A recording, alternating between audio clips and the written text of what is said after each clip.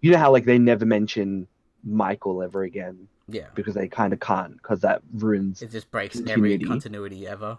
Yeah, like they even like say why, and it's really dumb. Um, but yeah, you watch it and you'll understand. Yeah. All right, trying something different. Give me a All good. second. I'm reading more Game of Thrones stuff, so it's all good. Is that's that? It's public.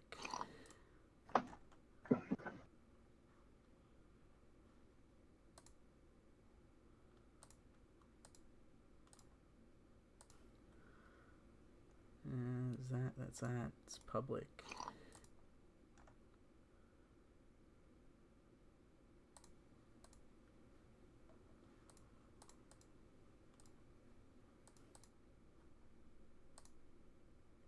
I think I know what it was. What was it? It's because I had the wrong streaming thing on. That's fucking why. It was the wrong thing. Okay. Uh, I've got this now. I've got this now. All right. All right. Uh, Yeah, whenever you're ready, dude. yeah, as always. Hello, everyone, and welcome to the Pancake Parlay, episode 64. I'm your host, The Don, and I'm here with Chowders. How are you today? Uh, I'm okay, I guess. Yeah, Like usually I'm pretty good, but Game of Thrones recently. yeah, that's the hot topic button. We're going to be talking about episodes 4 and 5 because we missed last week because I actually had internet issues. Like they literally like I had no internet for like a day or two, and it was really weird. Oh, Uh, really? yeah, and It's a, that and for some do you reason know? I don't know if it's permanent or not, but they gave me like a internet speed boost. Like I can download faster for some reason now. So Oh, okay. Like how? Like did they give you like a new modem or something, or no, they like how are because they that's the giving? thing. They've got the whole like you're capped at a certain speed or whatever, and they gave me a higher speed. So I don't know if this is permanent or not. Oh, okay. I'd hope so because they stuffed up, but you never know. But yeah, Uh, yeah, we're going to be talking about Game of Thrones episode 4 and episode 5. We're going to be talking about a review of Detective Pikachu, because Pokemon, and a little bit of news on that weird Sonic trailer that came out. Some creepy memes. You know what I mean? yeah, man. But I guess before we get to actually talk about some of the lighthearted stuff, we have to talk about Game of Thrones, right? And yeah, I guess we'll start off with episode four. Mm-hmm. And I guess episode four Is a is follow up called from like the episode 3, which is probably where I'd say a lot of the season 8 controversy kind of started. You'd think, right? Like, Yeah, I'd agree because I think like episode one and two, and even episode four, definitely felt like it's it kind of felt like normal Game of Thrones. It's kind of slow paced. Everybody's kind of dealing with character interactions and stuff like that. But ultimately, you're kind of reminded that, oh wait, there's only 6 episodes this season. We don't have time. In the words of Bran earlier this season, we don't have time for this. Like we a lot just of don't the have time. there's a lot of things that's happening, and we're focusing on like kind of really trivial things, and sometimes things have a hyper focus that they really shouldn't have. But yeah, like it's kind of been a mixed bag, and episode three kind of starts it off. Although with our previous in the previous podcast, I think we did praise a lot of the aspects of episode three, how it was presented, a lot of the cinematography, Mm. just like There's a few moments that are okay. Like they're pretty good. yeah, You wouldn't say the complete episode is a bad episode. There's some good moments in it. I think it's just exactly. the way that they went with a few things. For example, like the whole Bran situation. 2 episodes after the whole situation with Bran, he's nowhere to be seen, and he's basically just kind of a footnote. He's just Hmm. kind of he just basically not existent in the show anymore, especially the last few episodes now.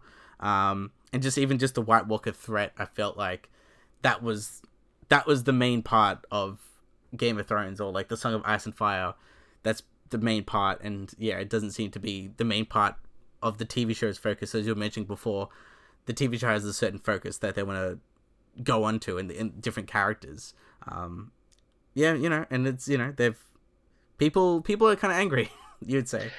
Well, I think people are definitely maybe not necessarily angry, but I think the fact that like they're not reaching the I guess high expectations and high bars that the audience have because of what they themselves have set, and they're not reaching those like expectations, and that's subsequently leading to people having a negative backlash or even like memeing, really hard, like some of the things that happen. Like to be honest, like I actually don't mind Brand this season, but I can definitely understand people being like, he's not warging into anything. They're not letting him do some of the cool abilities he has, like going back in time and stuff like that. So yeah, I can definitely understand the disappointment with Game of Thrones this season, and I think episode 4 kind of it's continuing a lot of that. Like, what are your thoughts about episode 4? So I feel like episode 4, like as mentioned with the episode 3, the White Walker threat is very brushed off, like it was a side set, like a side story almost, and I was kind of a little Hmm. bit annoyed by that. Like there wasn't references anymore about like if they'll come back or anything about it. They came and went. Um, but in the end, I felt like episode 4 felt much like an older episode of Game of Thrones in the previous seasons. Like it felt more because you got that more character focus. Hmm. there's no killing, there's no uh, warring per se. It's more like these characters and they're interacting with each other, and that's what kind of brought me to Game of Thrones. Is that these characters are well written, and obviously they're based off the books, but obviously they have to kind of interpret a certain amount of things in this. But I think overall, I do like where the characters were at that moment. I feel like there are certain things, especially when you get into episode 5, where I'm like, they basically foreshadowed this type of stuff basically for this season. Maybe Hmm. you'd say half of last season, but they're basically kind of foreshadowing where these characters might go. And I think episode 5 kind of confirmed that where some of these characters are going. Yeah, like so we're kind of introduced to everybody. Um, there's this like kind of massive funeral, I guess you could call it, where they've kind of stacked the bodies and they're gonna kind of light them on fire, which is kind of tradition within the Game of Thrones world, and it kind of makes sense that maybe cremation has become a very common thing in the Game of Thrones world because of the Night Walkers, sorry, not Night Walker, White Walker threat. Maybe due to the first event of the longest night has led to a tradition where people burn the dead in order to prevent them from coming back up, and that's kind of led to it being like a superstitious tradition. We're kind of seeing that follow up because you look at the crypt from last season. The Starks and the Stark families have their own crypt, but in previous funerals, we've seen them burning bodies, like even as early as like back when Robb Stark was alive. Mm-hmm. And yeah, we see. So yeah, so that was kind of cool to see. And then we're kind of seeing a little bit more about them celebrating. Gendry becomes an Comes a official. man. Yeah, well, he becomes a lord, right? Yeah. Because he technically has king's blood, and he becomes the new owner of I think it's called Storm's End. And then he tries to propose to Arya, which I kind of was like, what's happening here? Yeah, What is happening? it's a little bit of an awkward situation. like Well, I mean, it's not only awkward, but it's just like, yeah, I guess maybe like in world, maybe that might be like something that they might do. Like he's kind of a commoner who comes into power, and he thinks that, oh well, now I can marry Arya and it'll all be happy. And Arya kind of is like, no, I'm not allowed. It's like, It's like, dude, it's please, like right? please don't embarrass yourself. Yeah, it was kind of um, very awkward. and she kind of, she's kind of missing from all the festivities, and she kind of leaves, and she kind of goes with the Hound to King's Landing, and we don't get to see them until episode 5, so we'll talk about them a little bit later. Mm. But Um, yeah, I liked. There's a lot of cool, I guess, character moments in this. I feel like one of the pointy contentions is yeah, I really liked the scene where you had Tyrion and you had Jaime and you had Brienne and that whole like drinking game thing. I feel like that was a mhm. really good scene and it reminded me of old school Game of Thrones and how these characters interact with each other and it's shown in a happy good light, which I did like seeing these characters interact with each other in that type of way, in like a fun way. Yeah, and I guess it's also something that's post-war, right? It Mm. definitely makes sense that they're celebrating and they're getting along, and there's also characters that some of them haven't seen each other in either several seasons or a long while. I guess the passage of time isn't very clear in Game of Thrones, Well, not which anymore. not anymore. Well, yeah, exactly. And and definitely the case that when these characters interact, it's pretty cool. The other thing that we see is oh well, I guess it's revealed that like what is it? Brienne is a virgin. She gets really embarrassed about it, and then Jamie's like, he's like, all right, I'll I'll take go one for the and team, everyone. yeah, I'll go make her a woman. I kind of felt like again, it's like all this kind of stuff seems like really bad fan fiction. It It's like is kind of like we'll talk about it a little bit later in episode a five, but little bit that later, yeah. yeah, but essentially with there's a few things where like you're like this person shouldn't have survived or this was there because this person's such a big deal or a big character that we want it to happen that way. Like it's almost like Game of Thrones lost its like zest of like we don't care if you like these characters, we're gonna kind of kill them off because we know that everyone's kind of even. But now like I feel like they're very much like, oh, we need to have this and we need to have that. It's basically playing to the crowd at this point, but at the same time they're not playing with the crowd, so it's a little bit weird mix where Mm. it's like we have to do things that fans expect, but at the same time we have our own vision for the story. We're at a weird situation or a crossroads, you would say, because like Yeah, but I think it's ultimately hurting. It feels rushed. I yeah, think because that's like kind of the the like yeah relationships to one thing to another character, you're not getting that justification like, oh, that makes sense. Like for example, we were talking before with the whole Jamie and Brienne thing. Mhm, They date, which is like, oh well, they sleep together, and obviously they had a lot of tension.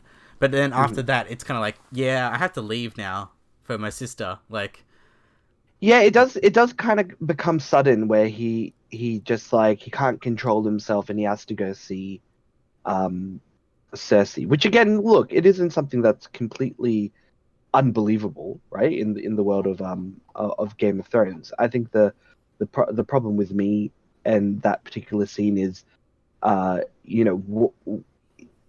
he kind of forgets and moves on, and there's a lot of character that's broken from what we expect from Jamie Lannister because he even says either in episode 4 or episode 5, I forget, maybe he said it in both, but he says, you know I never cared about the people in King's Landing, right? mm-hmm. And he says that, and it's like, okay, yeah, he's a Lannister. They're selfish. They don't care about the average person. But he's known as the Kingslayer because the king was gonna try and kill everybody, Yeah, due to his kind of vision of King's Landing being on fire, which actually another thing we'll get back to a little bit later as well. Yeah, so he subsequently kills the king in order to prevent this massive slaughter. But then he says in another breath, "Oh, by the way, I don't actually care about the people who live here." It seems like it's they're not kind of being consistent in that regard. But hey, who am I to discount D&D as they're affectionately called within the Game of Thrones community? Although I didn't know that because again, I think David David and Dan, right? Benioff or whatever the hell they're called. Yeah, David Benioff and Dan Weiss. Weiss, Um, yeah. Weiss, yeah, Weiss. Look, it's really confusing because again, I really like Dungeons and Dragons, and every time they say D&D, I just think, well, what does this have anything to do with Dungeons and Dragons?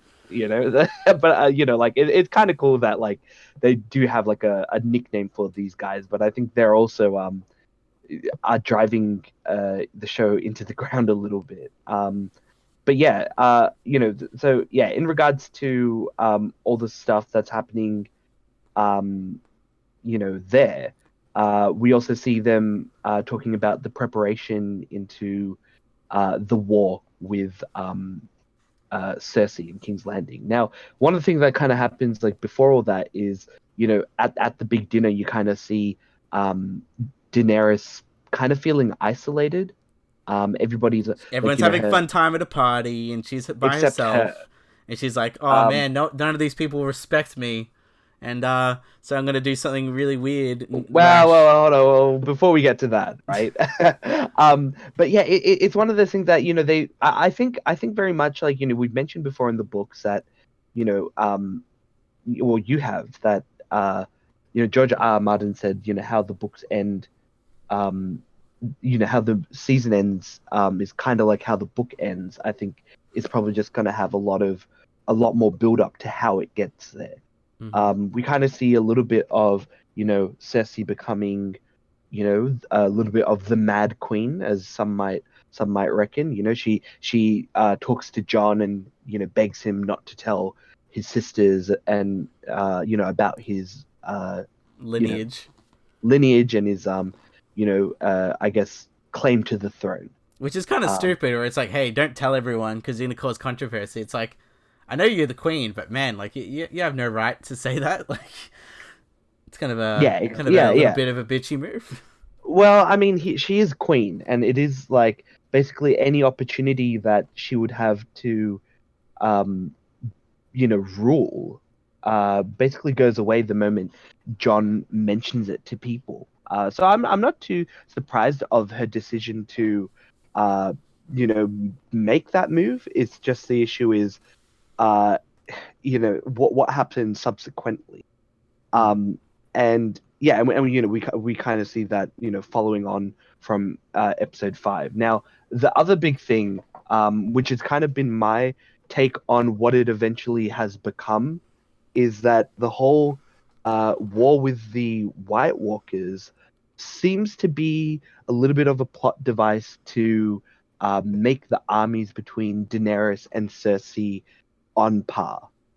Because they even mentioned that, oh, like our armies, we've lost half the Dothraki and we've lost like half of the Unsullied, and it's all, they show it on the map. And it's like, oh, we're roughly like on par.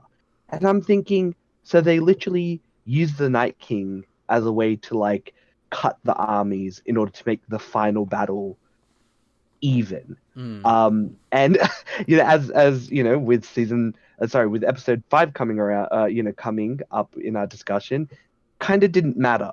But Yeah, there's a you lot know, of inconsistencies where you're like, oh man, how can they get through this threat? And then I'm like, then the next episode comes, I'm like, what the hell are they talking about? Because like, later in this episode, in episode 4, Daenerys does a stupid thing where she teleports to like, near King's Landing, and then there's all the boats with the one of the yes, Greyjoys, and then mhm.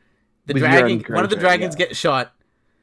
There's no the dragon coming back. The dragon dies. That's it. Like, it's an unimportant thing that there's only 3 dragons alive. Well, now 1 now, and it just gets shot straight away. And then all of a sudden, Daenerys Immediately. for some reason knows how to dodge them. And it just comes out of nowhere. And it's like, Okay, what? so here's the problem with this scene, right? She's up in the air and she is unable to see these ships, which kind of, they kind of appear out of nowhere. But she's up in the sky. Like, somebody on Reddit did a really good edit where they make it so that she sees the ships first. Like, she kind of has that aghast look on her face, and then they show the ships, and then the ships shoot the dragon. Like, it's almost like, oh, they were caught off guard. Hmm. They make it seem a lot like it makes more sense, even though like it's pretty dumb what happens.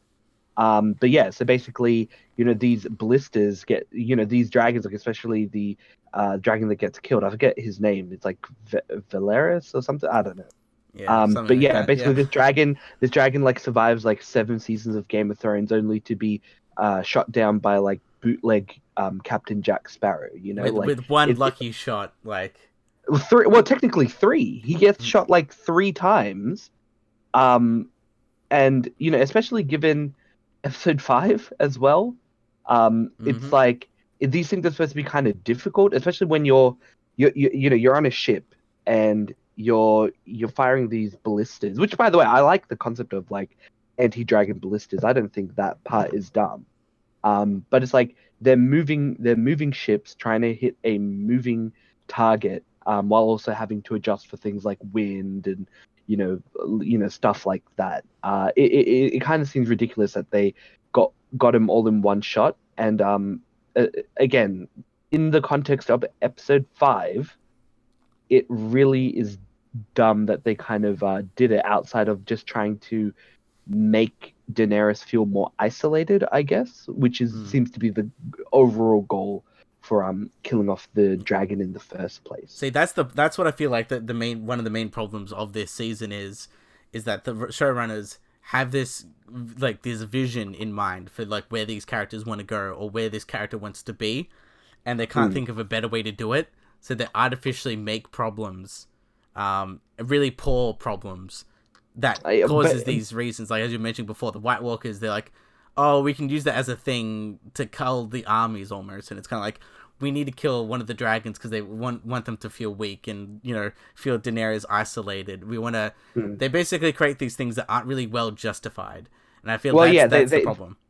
well, it feels very manufactured and look, the show is fiction, right? But a lot of the things that people love about Game of Thrones is the fact that there's like an organic structure that seems to kind of flow between the seasons.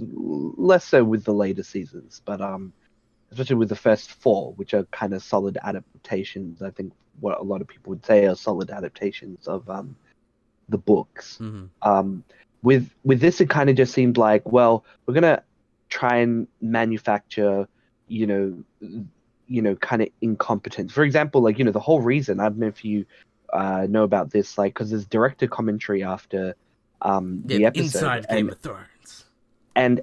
I forget which one of the directors basically said, literally with his own words, that the reason why Daenerys was caught off guard by Euron Greyjoy and his fleet is because she forgot.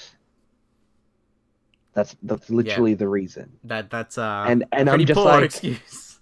are you serious? Yeah, again, it's just horrible writing. And then there's all the stuff with like, they all escape. Well, like a lot of the fleet kind of escape. You have like Grey Worm and Tyrion. Tyrion, man, dude's got like luck like crazy. Yeah, he is. He Um, is everyone's like majority of the time favorite character. So like, I think it's George R. R. Martin's yeah, favorite he's character. So kind of yeah, like, he's gonna yeah, he's yeah, there if he's until the gonna end. die, yeah, if he's gonna die, he's gonna die in the very last episode kind of thing, right? But here's the thing: they all survive. They're all out here.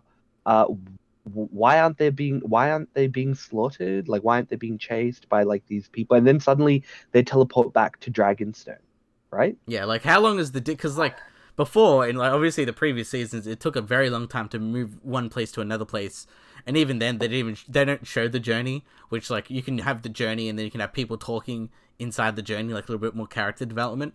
I feel like Mm-hmm. obviously they're rushed with time since they have no episodes, and obviously the showrunners don't really want to do it anymore. That they're basically just like, yep, we'll cut that, we'll go back to here, then we'll go back there, and it's kind of a very it just doesn't have that right flow very much, that it used to have.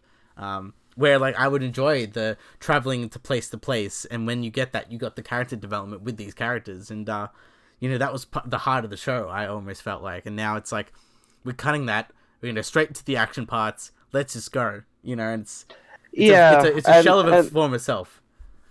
I think I think it's also kind of like missing the whole point with what the audience likes. But again, like like we're kind of used to people uh, the show being more slow paced, and all of a sudden they're speeding it up, and well, whoa, this isn't familiar. I think that's the reason why. But the other kind of thing that happens is well, earlier, like, we mentioned, Daenerys talking to Jon about not revealing, his lineage. He essentially doesn't listen and tells Sansa and Arya, which kind of sucks. I was kind of interested to see their reaction to finding out, but they don't show that. But it just kind of leads to Sansa kind of whispering in Tyrion's ear and being like, revealing, Jon is also, got claim to the throne, and this has led to Tyrion then talking about it was Varys, who again seems like he's gonna betray Daenerys. Yeah, we're playing the Game of Thrones again, where it's back to kind of like season one ish almost type of game playing, where Yeah, it's like, well, I mean, yeah, betrayals. yeah, I mean, look, it'd be interesting to see and watch Game of Thrones again, from the and keep more of an eye on Varys, knowing his motivations more, right? Like, whereas, in the previous seasons there was like a bit of a question, like, is he good? Is he bad? And that was a constant fight between him and Littlefinger about, like, who is like kind of doing what's like right or what's good, or are they both bad? Like, that was my kind of big question Mm. with these two guys. Whereas it's more clear cut now, but it'd be interesting to see, kind of looking back, like, he even mentions, oh, I did all these things, like, for previous kings and stuff, to like maintain power and, like, what are the health of the realm or whatever. Yeah, the But whole yeah, he excuse kind of, is it's the whole excuse is kind of like a Thanos thing almost, where it's kind of like, I want balance and I want to find the best leader for it. Even if I pledge allegiance to one leader, if there's very much a better leader out there, then I'll obviously betray that person and get for the better leader. That's their kind of like goal, and that's what I think the the kind of relationship between Littlefinger and Varys was. It was very much like, it's very much like a good and evil type of thing, but they have their own different like perspectives of who would be better and why. And I felt like that's a very much an aspect of the show that's been lacking for pretty much half the whole series, basically. series. Yeah. Yeah, I agree. Um, Now, the other thing that kind of happens is, we mentioned the attack on the fleet that was going to King's Landing. But one of the consequences is, Melisandre gets kidnapped, and is essentially used as a bargaining chip, to try and make Daenerys and the gang kind of not invade King's Landing. Cersei being, queen bitch, is just kind of like, hey, let's parlay, and talk about stuff. Well, actually, it's more Daenerys who, well, more Tyrion through Daenerys. Tyrion seems to continue to be like the voice of reason, but then he has like a lot of balls. Mm-hmm. There's a scene where him and Qui-Gon are talking, and he's like, "Oh, hey, look, let it go, and we and surrender, and we won't kill everyone, and I don't want to hear the sound of children screaming." And Qui-Gon's just like, "Yes, it's not a pleasant sound." And I'm Yeah. just like, damn, Qui-Gon. It's Like, like, yeah, it seems like all the what are the eunuchs in this show are very pretty brutal. Like is Qui-Gon a unit? I know, but it reminds me of I forgot the name, the sparrows. Like, it reminds me of those guys where it's Ah, just like, you guys are very brutal. Like, they're just like, yeah, it's pretty disturbing, and they're just like, yeah. yeah, you're gonna talk about it. It's like, no. No, yeah. Well, yeah, Qui-Gon, like, we kind of know him as like the current hand of the queen at the moment, and so he kind of does all the, like, does necromancy stuff and bringing the dead back to life, and whatever with the mountain. Now, Tyrion kind of ignores him, and talks to, um Cersei, while he has like 100 like crossbows and bows pointed at him. Good scene, by the And it, way, where it's like it's a very slow scene where he's just, because obviously he's a short guy.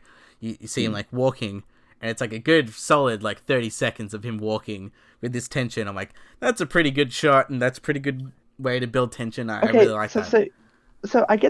I get the tension, but the issue is, like, why wouldn't Cersei kill him? Like, Yeah, this is there's the a little issue. bit inconsistencies, because like Cersei Also, really hates him, like wants him dead, and then it's yeah, just kind of like, not. and at the and at the same time, like, because they have like both armies on either side. What's stopping them from just firing those cool ass ballistas at Daenerys, like then and there? Like I get that they don't have, maybe they didn't have the army ready or whatever, but like they could have, like the queen physically was there and she could see the queen. It's like, what's stopping them from just killing everyone then and there? It just seems like a really bad Like they needed decision. that Like, confrontation, like yeah, and it was, they and needed all, the tension. but the only thing we kind of got from it is that, oh yeah, they can kind of visibly see Melisandre, like Missandei, um, die at a distance, right? And it's just like, all right, like look, All right, Missandei, yeah, you did the Joss Whedon thing where it's like, hey, I'm gonna give you character development now. It's like, oh, what does that mean? That means you're gonna die soon. Like it's like the whole like Grey Worm thing. It's like let's have a house sure, together. I'm like, yeah, you're probably yeah, not gonna yeah, yeah, survive. That's the whole thing of Joss Whedon does that a lot. Or in for example, like the first Avengers movie where like, yeah, Detective Coulson's getting a lot of airtime. Like he's really cool, and then they kill him. Like yeah, okay, like.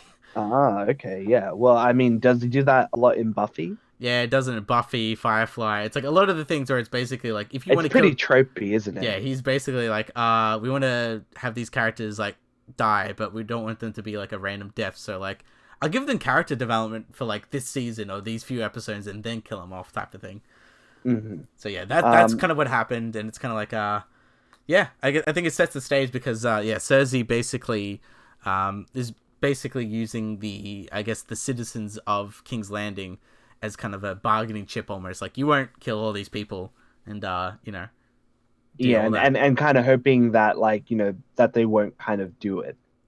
Um, but yeah, I guess that kind of summarizes episode 4 of Game of Thrones. So Yeah. I guess we can kind of move on to episode 5 that premiered like not too long after the recording of this. And yeah, essentially, we're kind of dealing a little bit more about the aftermath of the previous episode. We have, like, Varys, writing away letters and clearly you know scheming to tell people about Jon Snow's true heritage. Daenerys is, like, I guess, really depressed after the death of Missandei. But again, like, I guess again, there's no sense of time, like how long she's been like sad for, and Or like even it, have long Varys has been plotting. Like I feel like it's really quick, almost, and it's kind of like it's like because knowledge of like this is like the second last episode, the penultimate episode.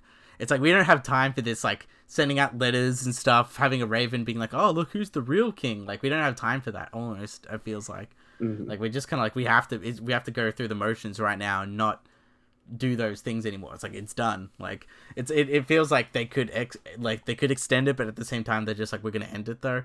So I felt like that was a little bit pointless. But we finally see the death of him because basically Tyrion kind of rats him out to Daenerys, which Daenerys is still pissed off because Jon told everyone about his lineage anyway. So I think that pretty much sowed the seeds of the rest of this episode where she's just pissed off at like everyone. But as I was mentioning before, they've pretty much been semi-planning this out since like this season onwards. Like episode 1, where you saw Sansa and Daenerys kind of talking to each other and kind of like not like feeling each other's Getting vibe. along. Yeah. Yeah, and yeah. So here's the thing. Um, yeah, it is really interesting to see. Uh, yeah, Tyrion kind of talk to her, and she's not happy at him either, right? Because obviously he's obviously played a role in um Varys finding out. And it's like she kind of already knew what was happening. And she kind of took the logical step and said, John betrayed me. Mm-hmm. Because he's obviously told him about his legacy, and that's kind of led to like a spread. Um, and she's upset at Tyrion as well regarding all of it. And yeah, Tyrion, ultimately rats out Varys. Tyrion's kind of like a loyal guy. He kind of, talks about it in the previous episode. You kind of root for one person and you stick with them. And we get a really cool scene where they take Varys out to be executed. And there's this really cool scene where again, like, Daenerys is sentences him to death, and you kind of see a Drogon kind of like coming out from the darkness and just kind of like lighting him on fire. They've been doing that a lot this season. But I haven't gotten sick of it yet, so I'm So there still should be I'm more still of these, approving. little dragon Yeah. burnings here, left and right. Oh, well, dragon burnings out of no, like things coming out of the dark, right? That's what I kind of like. It's really cool from like a I guess a cinematography Yeah, perspective. it's kind of almost Um, like a horror thing because it's like we don't really see much of the, I guess, dragons when it comes to certain scales of things or even like how scary they can be up until really this episode, more or less. exactly. Because yeah, And yeah, so because the rest of this episode is basically one big action set piece, right? Like it's kind of well, yeah. Before we kind of go on to the big action set piece, it's also kind of setting up a little bit more about John. John's obviously talks later to Daenerys, and he's like, "Hey, um, you're still my queen.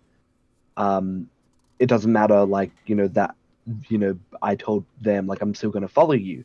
And then there's this really, like, I guess it's like a pivotal moment in the show where uh Daenerys kind of asks him, like, am I just your queen? And they kiss, but then again he pulls away.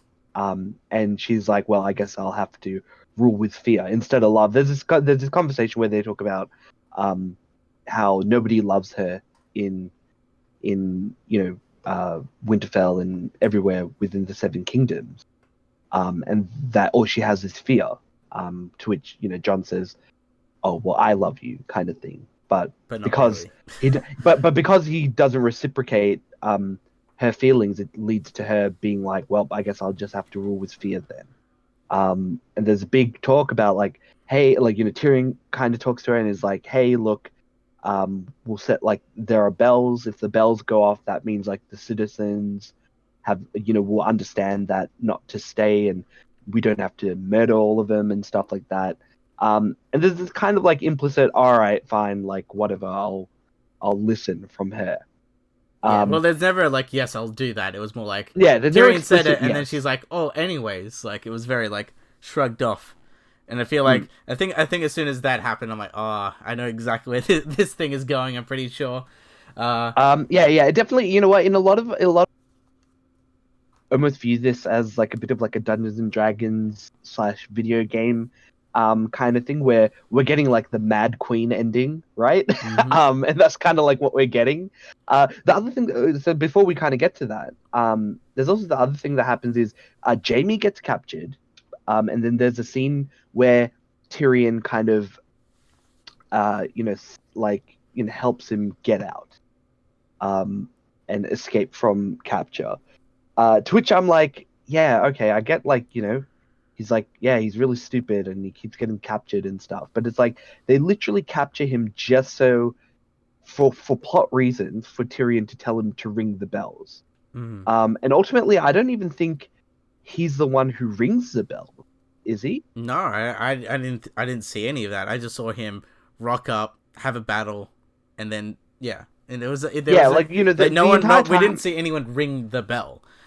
Yeah, and I guess we'll explain the bells a little bit more. So essentially, like, the bells kind of signify within King's Landing, that for the people to kind of, I guess, leave, or, like, that, like, it's fallen or something like that. And this was basically Tyrion's way to try and help the citizens of King's Landing leave before it was necessary for uh you know uh, Khaleesi to kind of blow it up with her dragon. To be merciful, Um, more or less. yeah, because, again, he doesn't want her to be like her father, basically.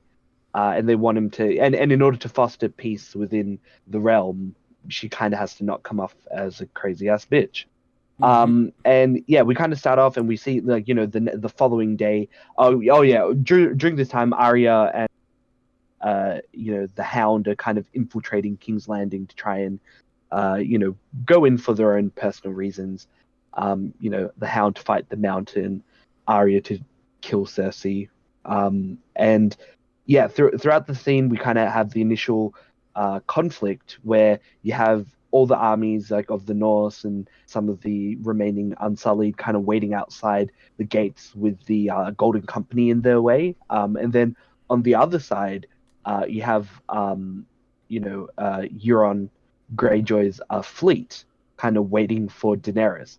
Um, and it almost kind of felt like like how like in competitive video games where sometimes they make like a character too strong and then they have to nerf it. Mm-hmm. I think very much like that's kind of what happened. They nerfed the ballistas and they buffed the dragons. Because all of a sudden you just see Daenerys come through and she just wipes the floor of Not only every not only in the ballista, every this not only the Scorpion ballistas inside King's Landing, but the whole fleet, the this uh whole the fleet. the That's whole the boat first thing fleet, that where it's like the last episode, you basically just couldn't do anything. You didn't even kill one of them, and now you're happened. killing literally a whole fleet and a whole like bunch of them. Where it's like, okay, like it's like that's the inconsistencies where now like all of a sudden she's like dodging and weaving, where I'm like Yeah. before you were struggling kind of for your life at that I, point.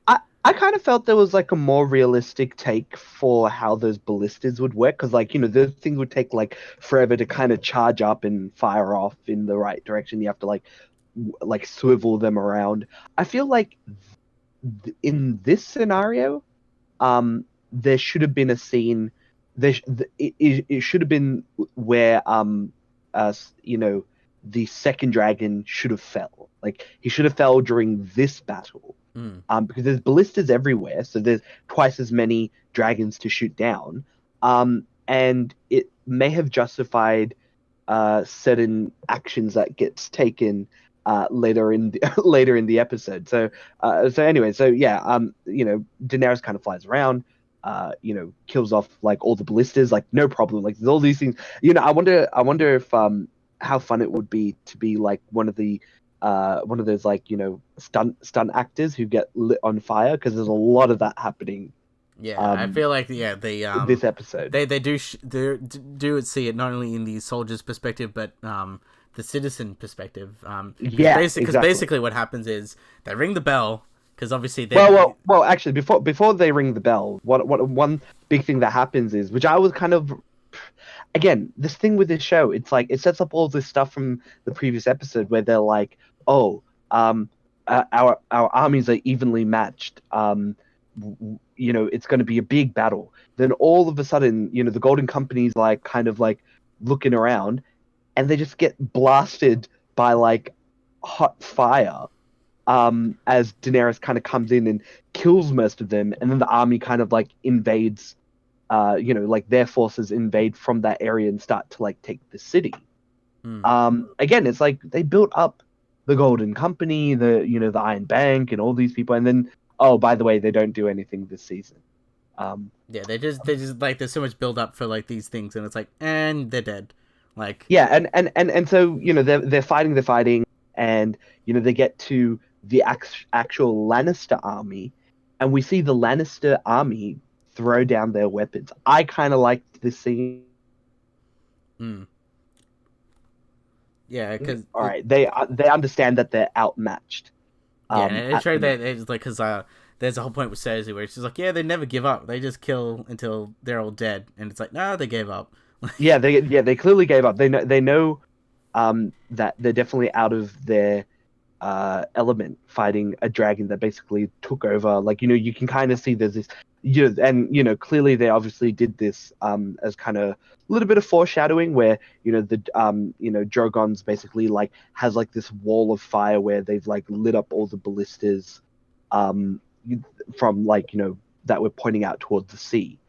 Um, and yeah, this whole time, like, the whole thing with Tyrion was, oh, he freed Jaime to kind of ring the bells in order to justify and let them know, okay, we're not going to invade King's Landing anymore. It's going to they're going to give that, it'll be like a surrender and it'll be peaceful, so to speak.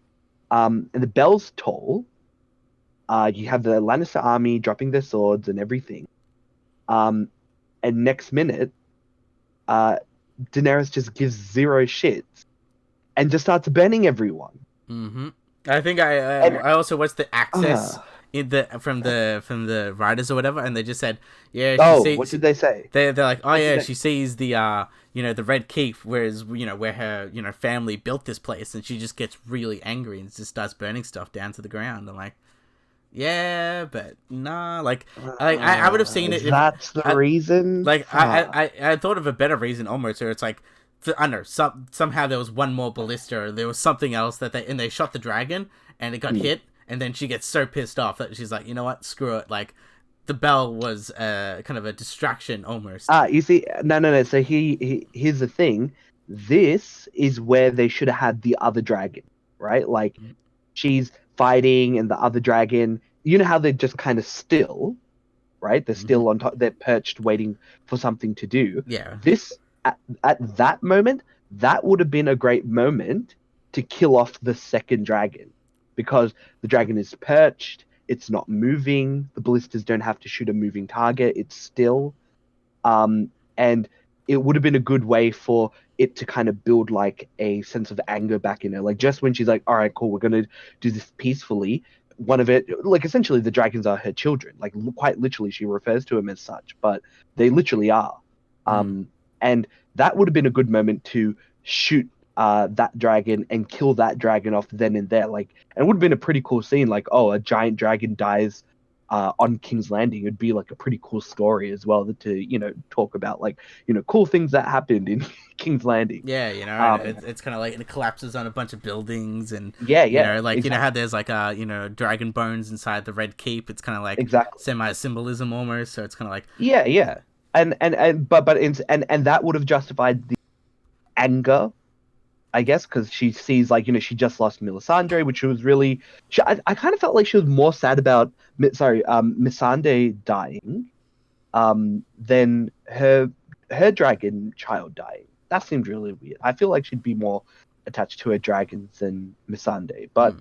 I mean, again, I'm not a big brain writer for Game of Thrones. Yeah, definitely not. But yeah, the I think I yeah, kind of felt like that would have been a better way to, and also like I said, there are ballistas around, and it could just be like she got overconfident. They, dropped their swords down, but that doesn't mean everybody everywhere has dropped or stopped fighting them. There could have been like that one person who was like, oh, this is my chance, and they like fire off a couple of ballistas and shot the dragon to like give him a chance, and that would have been a good way to then justify the next scene, which is when, yeah, she just starts burning this place down. Like as I mentioned, there's initially like a wall of fire, but then the entire King's Landing gets lit up. decimated basically. It's like, yeah, it's all gone. Like and then Holy I crap! feel like Like, I think the best parts of this episode were very much like all on the ground stuff. Like I very much like to see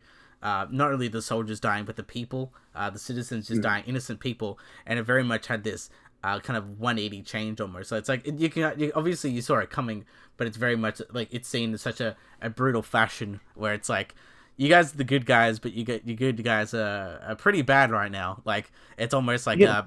true, like basically the Iron Throne corrupts no matter who it is almost. Where it's like Well, like here's the thing. Like, you kind of see throughout, the show, and I think this is what maybe like I can kind of see this as what George was maybe trying to set up, right? Like, oh, we have, the people who are the Northmen, right? People with like John and stuff coming in to help. We kind of see them as like the good guys, but then like later on, like John's kind of like reluctantly killing people at this stage. He's kind of like on autopilot. Like if somebody is like trying to attack him, he'll just like counter them and kill them. But he's not actively trying to start fights because he sees, because the big thing that happens is the moment that Daenerys starts lighting people up. You have Grey Worm and everyone else start to attack all those unarmed guards that we mentioned earlier. And mm, it's like, yeah, it's a really kind of um I guess like not like you can watch it and not feel like too bad about it, but it is pretty tough, right? Like it's like, wow, like all this could have been avoided, um oh, if if Daenerys like got her feelings in check. well, that, and if for example, if only John had have given her the pipe, man. That's it. Like if he just kind of like sucked it up and had sex with his aunt, none of this wouldn't have happened. Mm-hmm. Like that's kind of like what they're kind of implying, and that's really bad writing, Yeah, in or my it's like opinion. one little small decision like that. You're like, yeah, okay, cool. I'm gonna kill a bunch of people now. Like, Yeah, again, like the whole concept of, oh, you see, all these things is like, oh, well, this is what the character was thinking at this stage, but we're not going to actually give you any kind of subtext to explain any of it, or she's not going to say why she's going insane. She's just going to go crazy, and we'll let you figure it out. It's just really bad. well, that's the thing. Um, It's like my main thing is like, where do you think this will? Because we got one episode left, and it's like, it's obvious that it's really gonna end in really like two ways. well, I mean, It's either Tyrion and like Jon Snow and company betray her, and then they figure some sort of like thing at that point, and it's basically the new kingdom's built off of that, well, well, well, or basically well, Daenerys just kills everyone. well, before we kind of get to that kind of big question, I Yeah, think I think there's still like a big chunk of this episode that, right? Like, because the thing is, like, we have all this stuff that's happening here, but then we kind of fast forward to where the Hound is, and Clegane Ball. yeah, finally the Clegane Ball that everybody's been hyping up this entire time. It is pretty cool to see that Cersei's kind of coming down with the crew. The Hound is kind of taking out all these dudes, and the Mountain just like Qyburn is kind of like tries to stop the Clegane Ball, but then like the Mountain just smashes his head in and is like, no, this is happening right No now. one stops the Um, Clegane Ball. exactly. What did you think of the highly anticipated Clegane Ball? Well, let me tell you, this is probably the best part of this episode. I feel like, because they've been harping up for many seasons. Yeah, like someone like the both brothers that have a good past with them. They have a lot of build up, a lot of tension, and it's like you finally get to see it. I felt like the battle was okay. I felt like they could have done a little bit more cooler set pieces with it, like a little bit more strategy aside from just like swinging your sword and kind of doing stuff like that. But like I felt like the imagery of it is really cool, where it's like in this staircase that's collapsing, there's fire all around, The because dragons in the background. yeah, like Oh boy. I feel like that is very like old fantasy type, and it kind of feels like that. I'm like, this is like really cool kind of fantasy type of stuff that I really like to see, and like I thought it was a pretty good fight. I did like the whole bit where it's like he finally knocks off the helmet and he finally sees his brother, his face and everything. I like that kind of stuff. And obviously it was going to go out with like I thought fire was going to be more of a thing that was going to come into play, especially when Yeah. it comes to the Hound. But I guess it kind of Well, ends that way. yeah, I was gonna say, I think technically, like, the whole story with the Hound is, his brother pushed his face into like a fire when they were children. And then in the end, in order to defeat his brother, who's just like this immortal monster, he manages to push him, through the wall into like the flames below, which Daenerys has set up. Again, Symbolism. symbolism. Again, I'm not like people have been hyping the Clegane Ball for like a while, and I think again it kind of felt rushed, but I think maybe people who are looking forward to it might have been satisfied with what they saw. Me, I'm just kind of like, yeah, it was pretty cool, and like you said, the imagery, like seeing them fight, and there's like Daenerys kind of flying around in the background, like burning stuff up. Notice how they never showed Daenerys's perspective when she's lighting up all of King's Landing.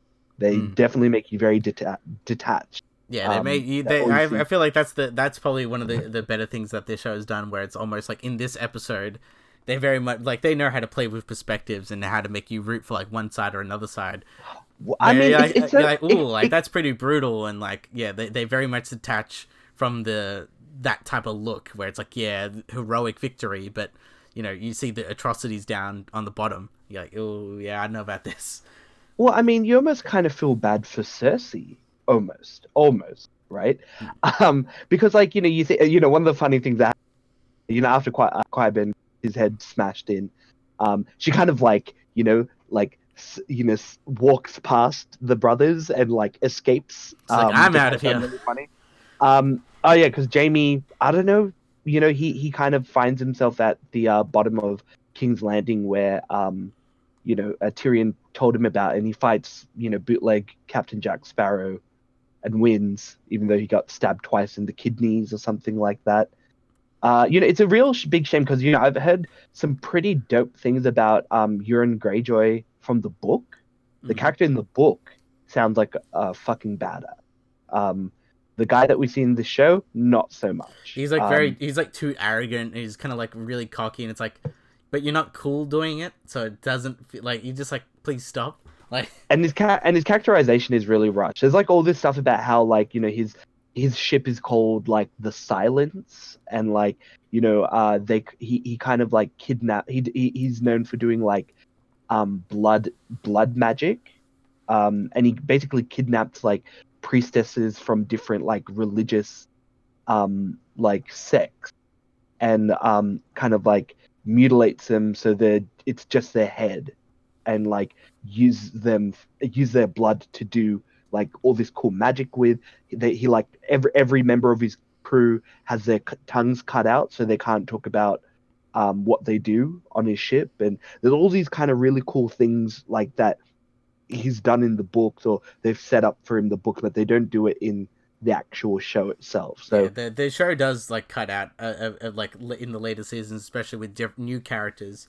I think they cut out a lot of, I guess, like certain character plot points, or like, oh, this person has a power. Did you know that? And they're just like, no, well, they don't. Yeah, they just don't touch on yeah. it. But like, um I can kind of understand because it's like they've got a lot of like stuff to do with these characters, and I feel like they have to really just show the final kind of moments well, of but ultimately the fight between him and Jamie is just ridiculous, and it was really badly filmed in my opinion. yeah. I I was did, very disappointed in that fight, very much so. Where it's yeah. like, I know, like they could have been even There's a some. lot of cuts and like a lot of like perspective scenes, and like yeah, it just seemed really dumb. Like they could have done a lot And more cooler things with, like, because Jamie has like he has a fake hand, like if I he can. should almost be using that into battle, like use something, like it'd be kind of cool to be able to like semi use it, but I always feel like every time I see Jamie waving his hand around, it's almost like he has like it's his hand. You know how he has the golden hand, mm-hmm. the actual object.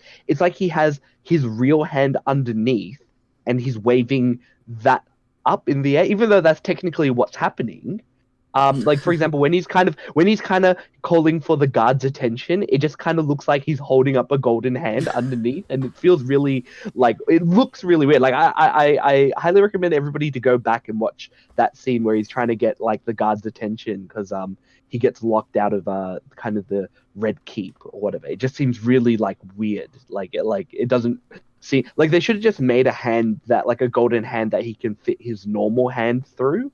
Mm, Um, and make that look like that's his uh, actual uh, hand. actual new like cut off hand. It just looks really weird. Maybe that's what they did. It just looked really weird for that scene for some reason. But anyways, yeah, he fights Euron. Yeah, really boring. And again, like I'm just glad he beat him. I Yeah, guess I like was as like, opposed is to this like, show gonna do the is whole he gonna thing die? where he dies in a stupid way? Which, Yeah, yeah, he to a fight yeah, character who's only got introduced like 1 or 2 seasons ago. yeah, where it's just like, please don't do that. Like, if he dies, like I think I even said to myself, I'm like, well, that was a wasted like setup of a type Mm. of character, and yeah, like so he meets Cersei. They have a little kind of like bonding session together because not their brother and sister and everything, and Well, they're and in love. yeah, or that, yeah.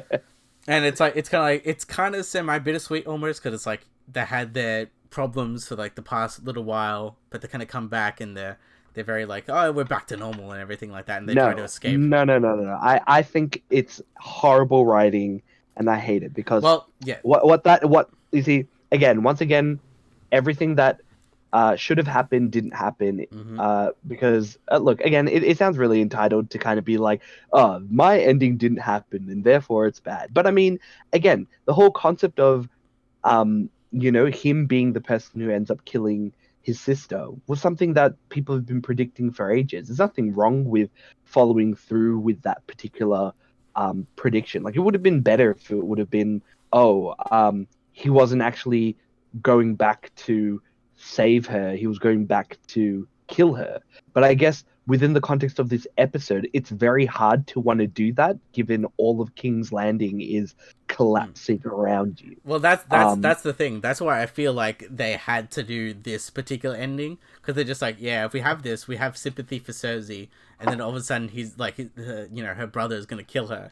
Like it's like they almost kind of wrote themselves in this hole where like, oh shit, we can't it's we so can't dumb. fulfill the Kingslayer prophecy, which is like, like even if it's just not a theory, it's one of those things where it's like very much in the book, it's very much implied, and they always call him as a Kingslayer, and there's all these things where it's like it makes logical sense to actually do this. It's the same thing with the Jon Snow thing, where it's like the whole Jon Snow thing being the chosen one is not a theory that random internet people made up. It's been speculated and written in the For context of the years. books. For years. Yeah, that's For it. years. He is. That's the Yeah. thing. It's written in the books, so it's almost like you can't. And then obviously they betray it just for the sake of doing whatever. So it's like Mm. it's kind of a betrayal. Now I don't know about the Kingslayer thing. In the books they haven't really like they've touched on it many times, but it's never really speculated that'll happen. Well, But the thing is, they've built up this point where once Jamie gets broken, once he loses his hand, and once he has, you kind of have that character arc of having sympathy for him. It would make logical sense to kind of his character make a full circle because at this point, the character of Jamie Lannister, which by the way, like Jamie and Cersei do die together, they don't like mm, Jamie doesn't have a full character arc. All he does is yeah. like sleep with Brienne, says I'm gonna go back to my sister, and instead of doing the good thing and then maybe sacrificing himself or something like that, he just dies, not learning as a character really. He just Yeah. No, not really. And I guess that's supposed to be reflective, but it's like again, he had this journey where he kind of changed and then he kind of regressed back to what he was. Again, like what I mentioned, oh, I don't care about the people in King's Landing. I only cared about Cersei. But then it's like, you saved King's Landing from being lit on fire. Um, Now, one thing I want to there's two more kind of important points I want to touch on before I guess we talk about major prediction. The first is we had John kind of finally seeing the battle, and he's kind of being like, okay, I have to stop this. He kind of stops a soldier from raping a woman, which again is very Game of Thrones to kind of put you in that kind of real world, situation where back during medieval times, and in every kind of major civilized combat and war, it usually did result in whatever like invading army would like kill all the men, and rape and pillage the city of its women and like resources. That generally happened like from countries from England to Japan. It's very common back in those kind of eras, and we kind of see that happening. One of his own men, mind you, is kind of trying to rape this woman, and he stops him, and the guy like tries to attack him as well, and he kills him before he's able to do so.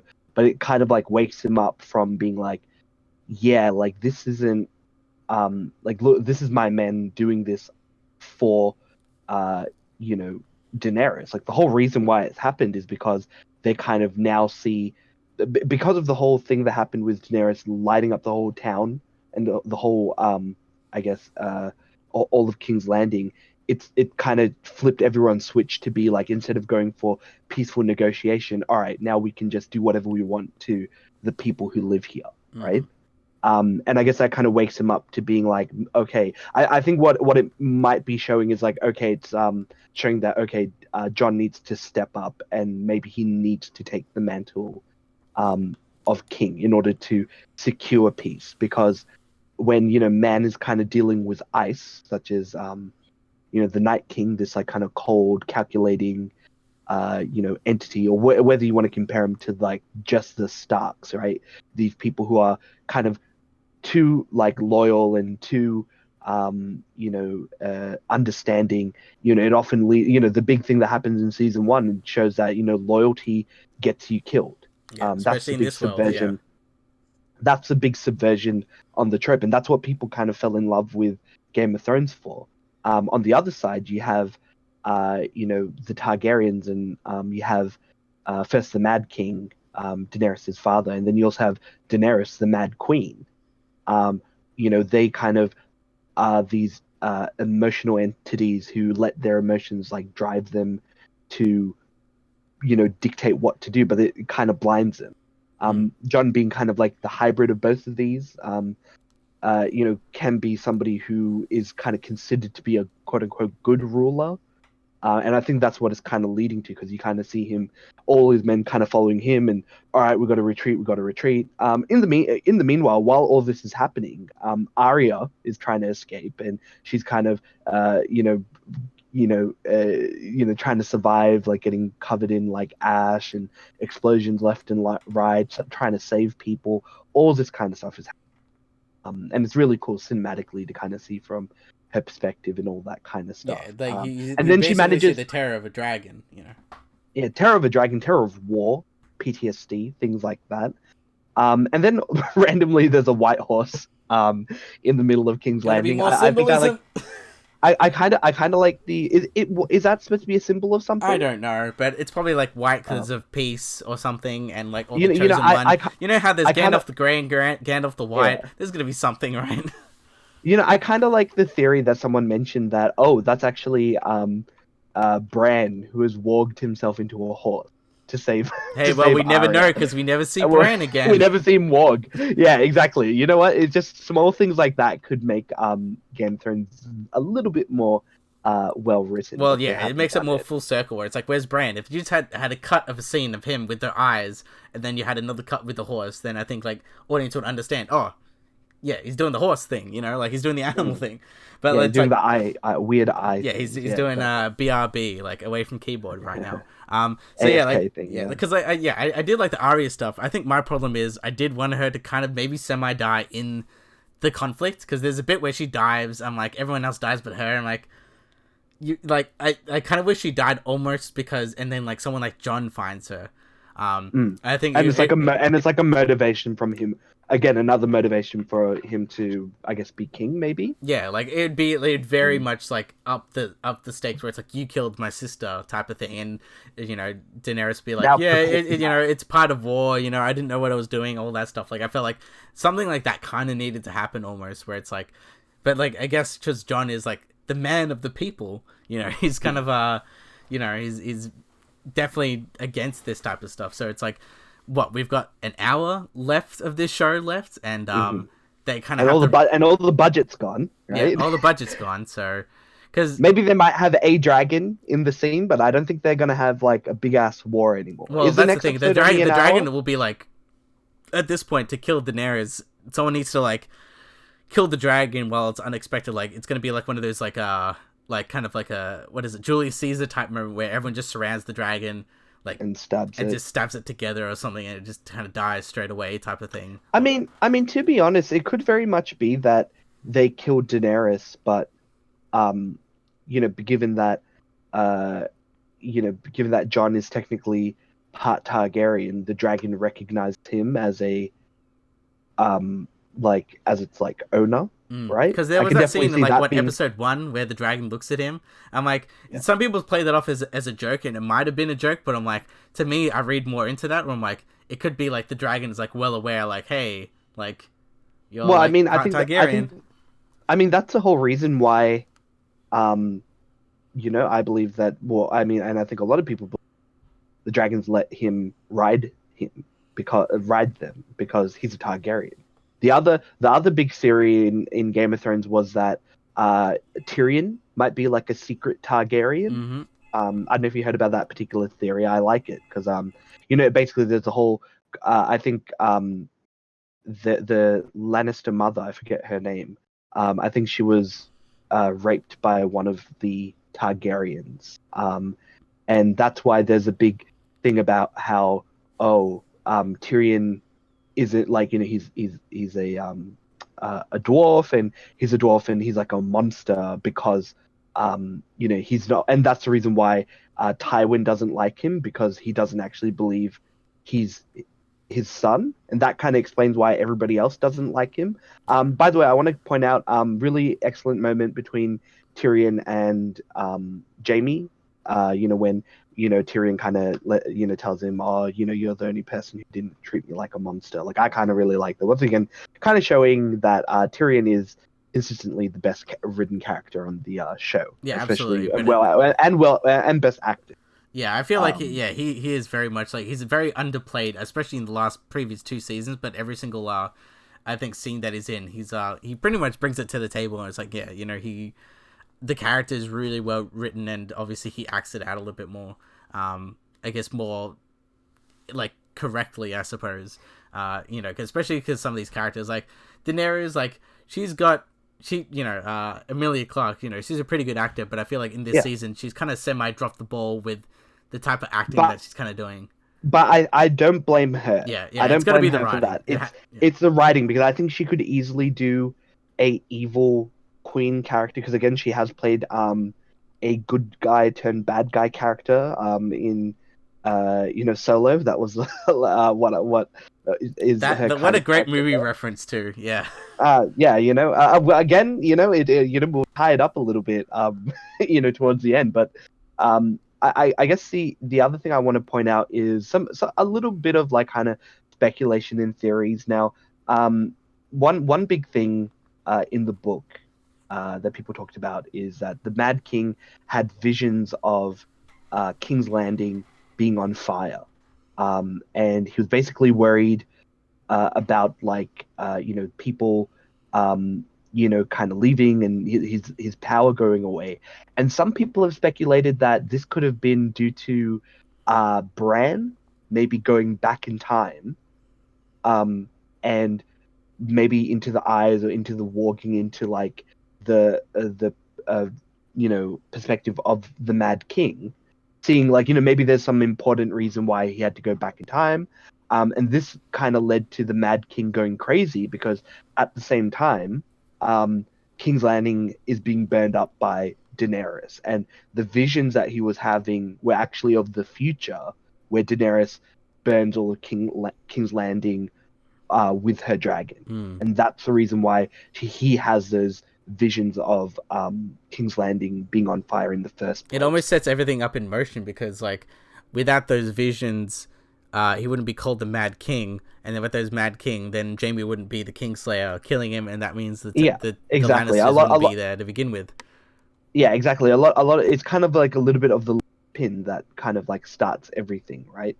And I'm not too sure if that's what it's explained to be, but it is like a theory among fans. Now, another thing that people have pointed out is I think in season two, Daenerys has a vision where she's walking into the throne room in King's Landing, and it appears to be like kind of laced with like a layer of snow everywhere.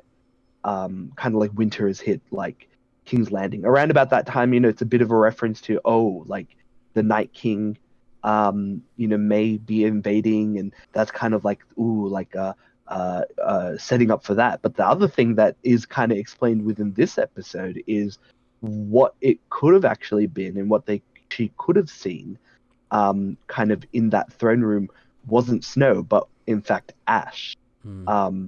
that came from her burning up King's Landing, and that's kind of the fine layer that's on top, not snow but ash, of her own creation. Again, Melisandre, the Red Witch, mentions that visions can sometimes be incorrectly interpreted if you're not careful. So Yeah, I kind of like like, that's the thing. You can never know these days because like like we had not only the Jon Snow thing or like the whole prophecy of like Cersei, you're gonna die because of your brother, which is kind of mhm. true. Like without Yeah, in a way, it's kind of true, yeah, but it's not like if Jamie really. didn't like lead you to that place, then the rocks wouldn't have killed you. But it's kind of like I don't know, like I feel like there's a lot of stuff where it's like they're just playing around with it, and I'm not quite sure if like George R. R. Martin would do it because like he's kind of because I think he actually has shown distaste of where the TV show has kind of went. Like he said many Mhm. times, I want this thing to go for the extra 3 more seasons, all the way to things of he Yeah, hates she wanted Lady Stoneheart in it. yeah Yeah. he didn't like the whole Night King thing. because yeah, he doesn't like the whole like this is the one big bad guy type of thing. And it's like he has a lot of, because the main reason why the Song of Ice and Fire series is so good is because it's like fantasy has already been done through, and this is my kind of version where it's like magic is kind of downplayed, but it's one of those forces that is always going to come through. So I feel like George R. R. Martin has a different play, and there's very much a lot of things that like he could very much do. For example, like people were speculating that Lady Stoneheart would be helping in the battle of Winterfell. And basically, because they have kind of like the Book of the Dead almost, and they can raise the dead as well, and they'd raise old Stark relatives and use them as an army, like You see that yeah. that makes sense as to why, like, you'd have the Stark crypt play a pivotal role, because otherwise, as I mentioned, like, people burn their bodies, but here they have the bodies and they could have used them for plot purposes. But they ultimately don't for whatever reason. But yeah, it seems like there's a lot of things that could have been set up, but unfortunately they don't kind of follow through with it. Well, I yeah, guess we can. we've got like 1 hour left of this show, so it's going to Yeah, be very interesting what they, because I feel like Sansa hasn't been in there for a little bit, so there's going to be like some sort of jump cut where it's like the battle's over, and now it's like back to the Game of Thrones thing, and then here we go. Well, what is your speculation for what happens um after with the final episode for next week? I'm actually not quite sure, because as I mentioned before, it's either they betrayed Daenerys because she's just all crazy. A lot of people die. Because I feel like it's gonna be one of those things where like Daenerys kills like half the Starks, and then like Jon Snow gets really angry and he's the final one that kills her. And kind of like he kind of Oh, rules, because I feel like there has to be some sort of crutch. interesting. Like Jon Snow is really angry, but he has to be even more angry. So I feel like there has to be some sort of thing that happened that will really piss him Yeah, off. you're Like right. Sansa Like, might die, or like Winterfell, like he's like bow down. Like Winterfell has to bow down to like the Seven Kingdoms, or you'll just get toast. Like there has to be a little bit more motivation. I feel like for him to be like full on, I will kill you. You know? yeah, he doesn't seem like he's gonna be like Daenerys at the moment. Definitely, I think you're right. Like, he even kind of she even mentions like semi threatens Sansa. Like, yeah, now she'll know what happens when you kind of go against, like, you know your queen kind of thing. Mm. So yeah, Definitely, I can see so that. either she gets angry and she kills them all, or if we really want to do the whole like everyone gets angry thing, is that Daenerys wins the throne, and then that's kind of it. Like, and then that's kind of like everyone just becomes I part of don't know. I don't. everyone becomes I don't think oppressed so. by the Seven Kingdoms, and then like it might have like a little tease like in the future people will rise up, but until then, whatever, and that's Game of I don't know. Thrones.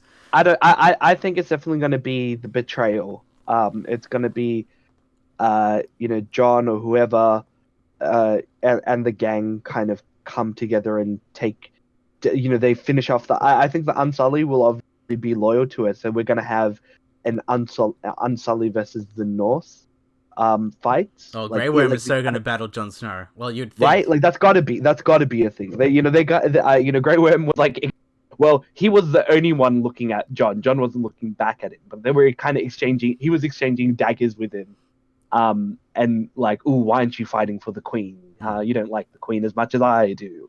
So yeah, I definitely can see that being a fight, like, Grey Worm versus Jon Snow, and then ultimately kind of leading to, yeah, I think it's kind of like the collapse of, Daenerys. Like, there's got to be some plan with either they.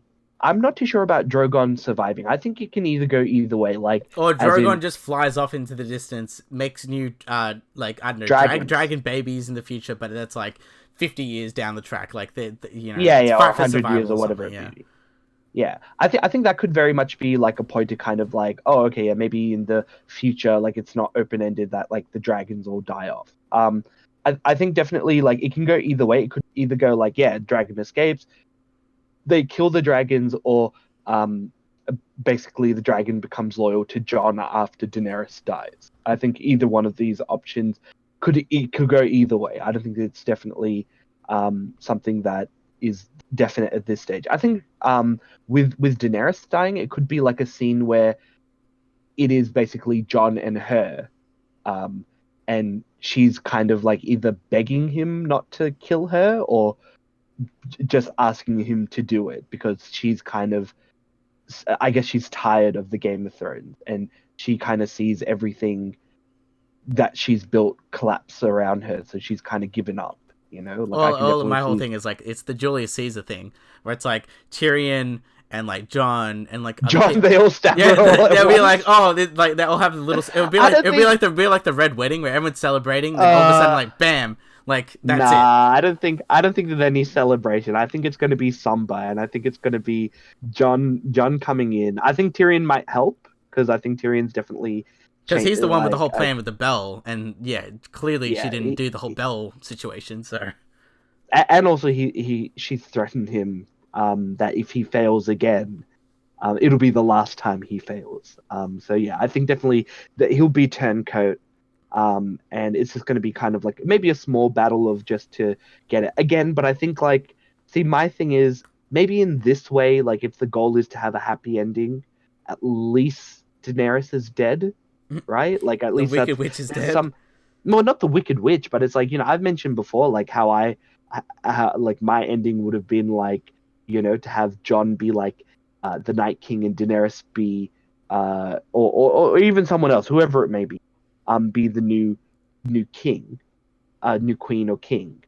But now that like and therefore like their love can never be. But in this way, it's kind of like, well, John doesn't want to fuck her ever again, and it's gonna lead to one of them dying in order to usurp this throne. So I think ultimately it's just gonna come down to um whether or not it's going to wrap up nicely in a bow and whether they're going to tie off like a lot of things or whether they're going to like have something like, okay, John takes over, 10 years later there's like a meeting he's having, and then as I mentioned, I want it as it finishes like mid assassination or mid betrayal or something, Yeah, or you because don't know there's the cause outcome of a fight that's happening. I feel That's like what I feel like you're should be right at the end because of Game of Thrones. the showrunners of the show, I think they said they really like the end. They said they specifically ruled out they like the endings of two shows.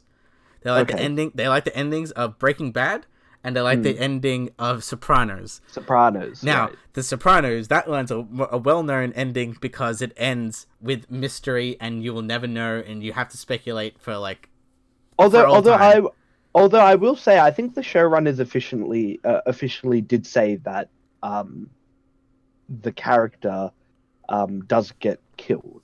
Hmm.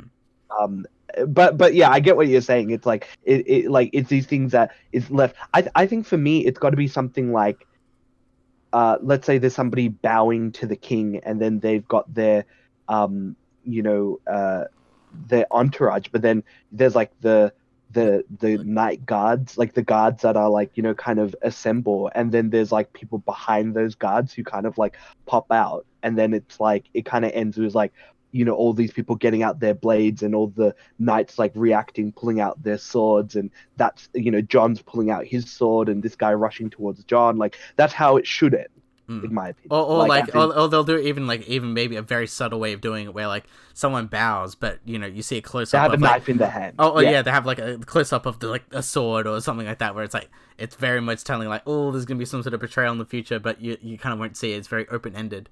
So I feel like yeah, and, there'll be something like that. I think. yeah. I think Game of Thrones is supposed to be something where, for me, the way I see it is like it's like man, like, and I think they even mention it. Man is the problem. Man is the issue with Game of Thrones, and why all these conflicts and all these bad things happen is because of like the desires of men. And even if you're good, like Ned Stark or even Jon Snow, in the end you'll still like suffer at the behest of other people, whether it be 10 years from now, 20 years from now, 100 years from now. The civilization will collapse and someone else will come in and replace you, and all this peace that's been lasted for 1,000 years gets overrun by someone else's petty desires. Yeah, I think And like peace that's isn't like the truly achieved. main. Yeah, it's like the main message. Yeah. Yeah, rather than like, and they all lived happily ever after. Which I'm kind of glad that it's kind of not leading to that, but we'll see.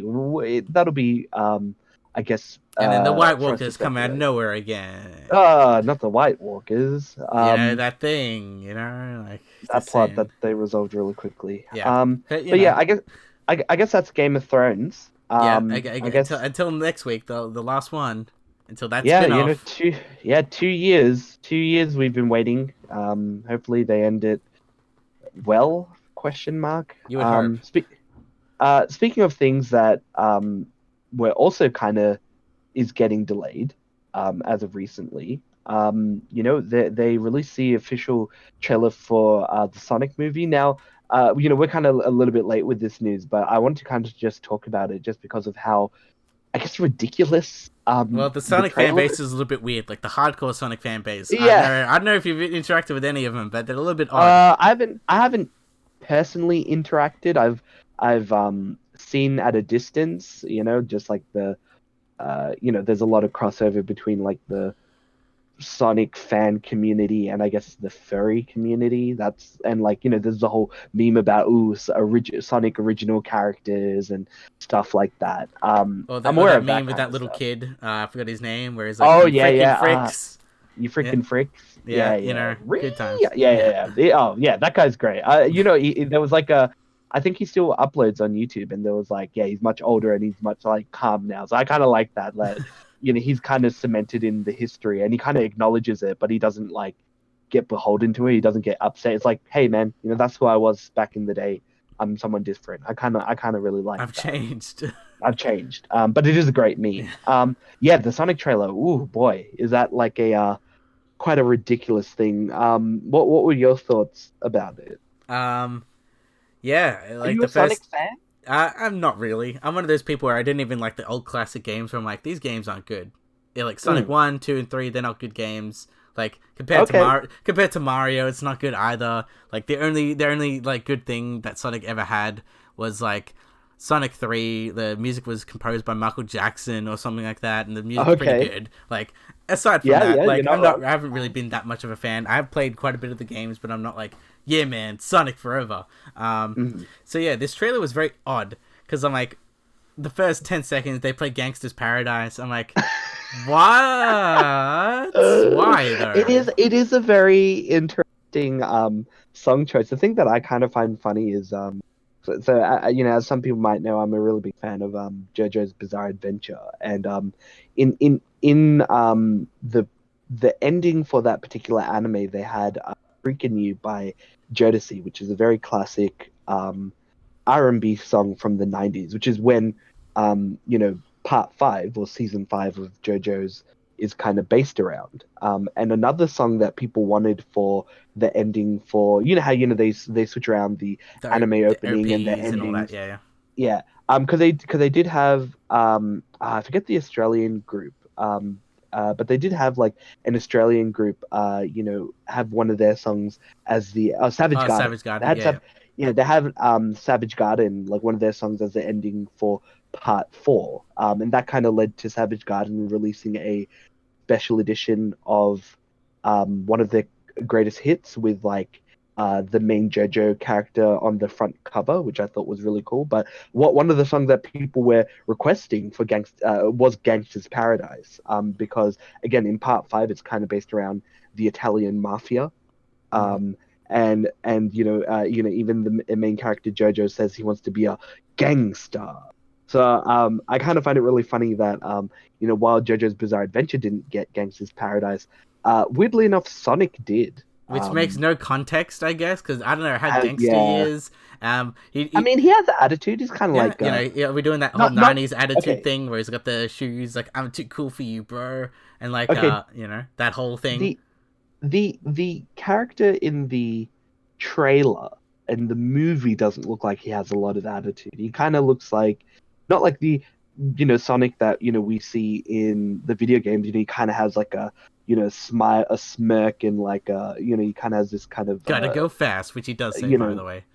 Yeah, which he does say. But whereas like the voice acting of this character seems like much more lighthearted and stuff like that. I feel like the thing is this movie seems to not know what it wants to be, and also Sonic just looks like a I don't know like a cursed image, like a cursed like demon spawn. Well, yeah, there was the One whole thing. like because before this trailer came out, there was leaked images that came out like 2 months ago, Yeah, and yeah. everyone's like, "Oh my No god, way. please no, this is fake, right?" Like the proportions to the legs are weird, like they're very human like, and like even just the face, everyone's like, "No," and then it was Yeah. true. And then it turned out to be true. Hey, look, all these leaks they tend to kind of be true. Like what I was saying with the Star Wars leaks. Like we only talk the realist leaks here in Yeah, we get it uh right all the time. We don't like yeah, all the time. random rumors. It's like nah, we Yeah, get it. ooh. Yeah, in Yeah, but our inside sources. But yeah, I think the thing is with Sonic, he just looks weird. Like it's like uncanny. Have you heard of the concept of uncanny valley? yes, Yeah. it's So like so for basically like something that like you try to make it look realistic, but your brain try to process it, being like that doesn't look right, or it's just not something that should happen. Like your mm, brain has a weird yeah, like conscious response where it's like you don't understand, but if for some reason it looks wrong. yeah, it's this thing that I guess media or like arts or whatever, like when you try and make something look cartoonish, it clearly looks like a cartoon and you're able to tell, okay, this is fictional. And then when you try and go for like when you have a picture of a person that's like it's photorealism, it looks real. Uncanny Valley is like this weird spot when we were maybe in like the 80s, 90s, we're trying to figure out how to use graphics and how to use all that RAM we have to create Mm-hmm. create images, right? And it can kind of make these like weird monstrosities where they try and make them look real, but they look ugly and weird and almost like they're from some kind of hellscape from one of those nightmares that you've locked away at the back of your mind. And with Sonic, like it just seems like this really weird like again, Sonic is kind of anthropomorphic, but not like to this extent. You can still kind of see him as being a cartoon. They definitely tried to go with this whole super realistic look, and he just kind of looks like this weird man, Yeah, it's like a man with a bunch blue of fur. Like hedgehog people thing. people were comparing it to that boy in Jumanji where he turns into a monkey. They just Yeah, colored it blue. I'm like, yeah. yeah, exactly. Like Oh, but the funny thing is, it only took like a few people to kind of edit small things it's like the about bigger the appearance eyes to that make make it. him up round. Yeah, yeah, The and teeth like kind of not really you make existing or him, making him very cartoony. yeah, making the torso smaller and the legs longer, just like makes him look like Sonic, and it's very small, and it seems like a really wasted opportunity to try and make it instead of trying to go, some business executive being like, make it look realistic. The kids love realism. Yeah, they love that I, realistic stuff. But oh, I've also. coincidentally, yeah, coincidentally, they the studio said, "Hey, we heard your complaints and your memes, and we're gonna redesign Sonic." Now, my whole thing is they knew for a while that this was gonna happen. Like, I think those leaks were semi kind of real, semi fake, and then Uh-huh. once they got the feedback, they're like, "Crap," because like the turnaround time of the director being like, "We're gonna do the special effects" was like 24 hours or less. So I feel like someone in the pipeline was like, "Hey, like we probably need to change it or like have two types of this." Like that's my theory because they're gonna I redesign don't, I Sonic. don't, I don't believe it. And that's purely because I think, Sega and, the company making this film, it's a low budget film. It kind of comes off like a stereotypical like 80s 90s film where, oh, we got a character and he's going to get up to shenanigans and try and save the world thing. It seems like a very it's going to be like, oh, by the way, actually one thing I kind of like about it is Jim Carrey. Yeah, um he's I carrying the feel weight like of it. I think there's that funny article where it's like Jim Carrey's back hurts because he's carrying the Sonic the Hedgehog the weight movie. of Sonic, yeah. Well, the thing is, I kind of think that he's really well casted for Eggman because it's kind of like Jim Carrey going back to his roots, right? Playing these kind of zany characters. I can Yeah, kind of he's get got the behind. best. He's like in the business aside from Jackie Chan. He has the best molded face. Like he can do a lot of like he can act with his face and do comedic Yeah, stuff he's with got his really face. good face.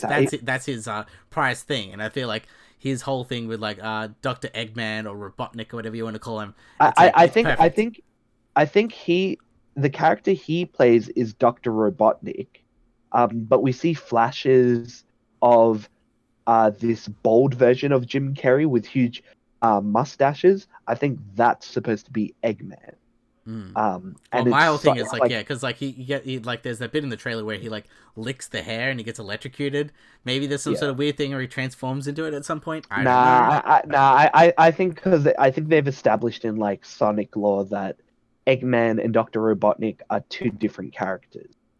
See, that's how So far I away think in my they, Sonic lore that I know. I thought they were the exact same person, and then yeah, random person who I was like naming stuff in the '90s, and they're just like, well, shit, which one is he? we gotta change. Well, you see, I think that's what happened. Yeah, Eggman is the like the grandfather or the father of Dr. Robotnik. I think that's how that works. But gotcha. again, if there's any Sonic fans listening, let us know because I'm not up to date with my Sonic lore. I haven't really played any Sonic games. Like I had a friend who was a really big fan, and they like playing like Sonic Generations and all that. That was Sonic Generations was like I think it was a game that did really well. Like given that I think Sonic games like have kind of gone downhill with some of the stuff they've released, like Sonic Forces and stuff like that. But Generations was like an attempt to try and combine the original 2D Sonic gameplay with the 3D version of the Mm. gameplay because you have like old Sonic meeting new Sonic, and then they're working together to try and save the world. So you have like the 3D levels, and you also have the classic 2D levels as well. So you kind of, everybody's happy kind of with what kind of levels there are. Well, that's the thing. It's like even with this trailer, like I think it was like, oh yeah, I've come into this planet. I've come to this planet. Well, like he's an alien almost. I feel like I don't know some weird stuff Oh where yeah, he's definitely an alien. there's no experimenting on Definitely animals because everyone's just like Ugandan knuckles will come out will come out or like there's a whole weird thing of like tails. how the rings the Yep. Sonic rings are basically the Doctor Strange ones portals where they transport people place to place. So Yeah, there's yeah. that. Well, I mean that's I think that's been a thing in Sonic lore before. The rings um have like there are rings that teleport you to different levels. But I'm not too sure whether they did that knowing that or they used it as like, hey, it's a ring. Let's just use it as a teleportation device. It's like, oh, you read up about Sonic lore? Sonic lore, like There's Sonic lore like there's lore that's a where's thing Shadow the already. Hedgehog? Like come on. Yeah. Okay. So I guess the question, I guess the question is, do you think Sonic is going to go supersonic, in this movie, given that it probably won't have a sequel?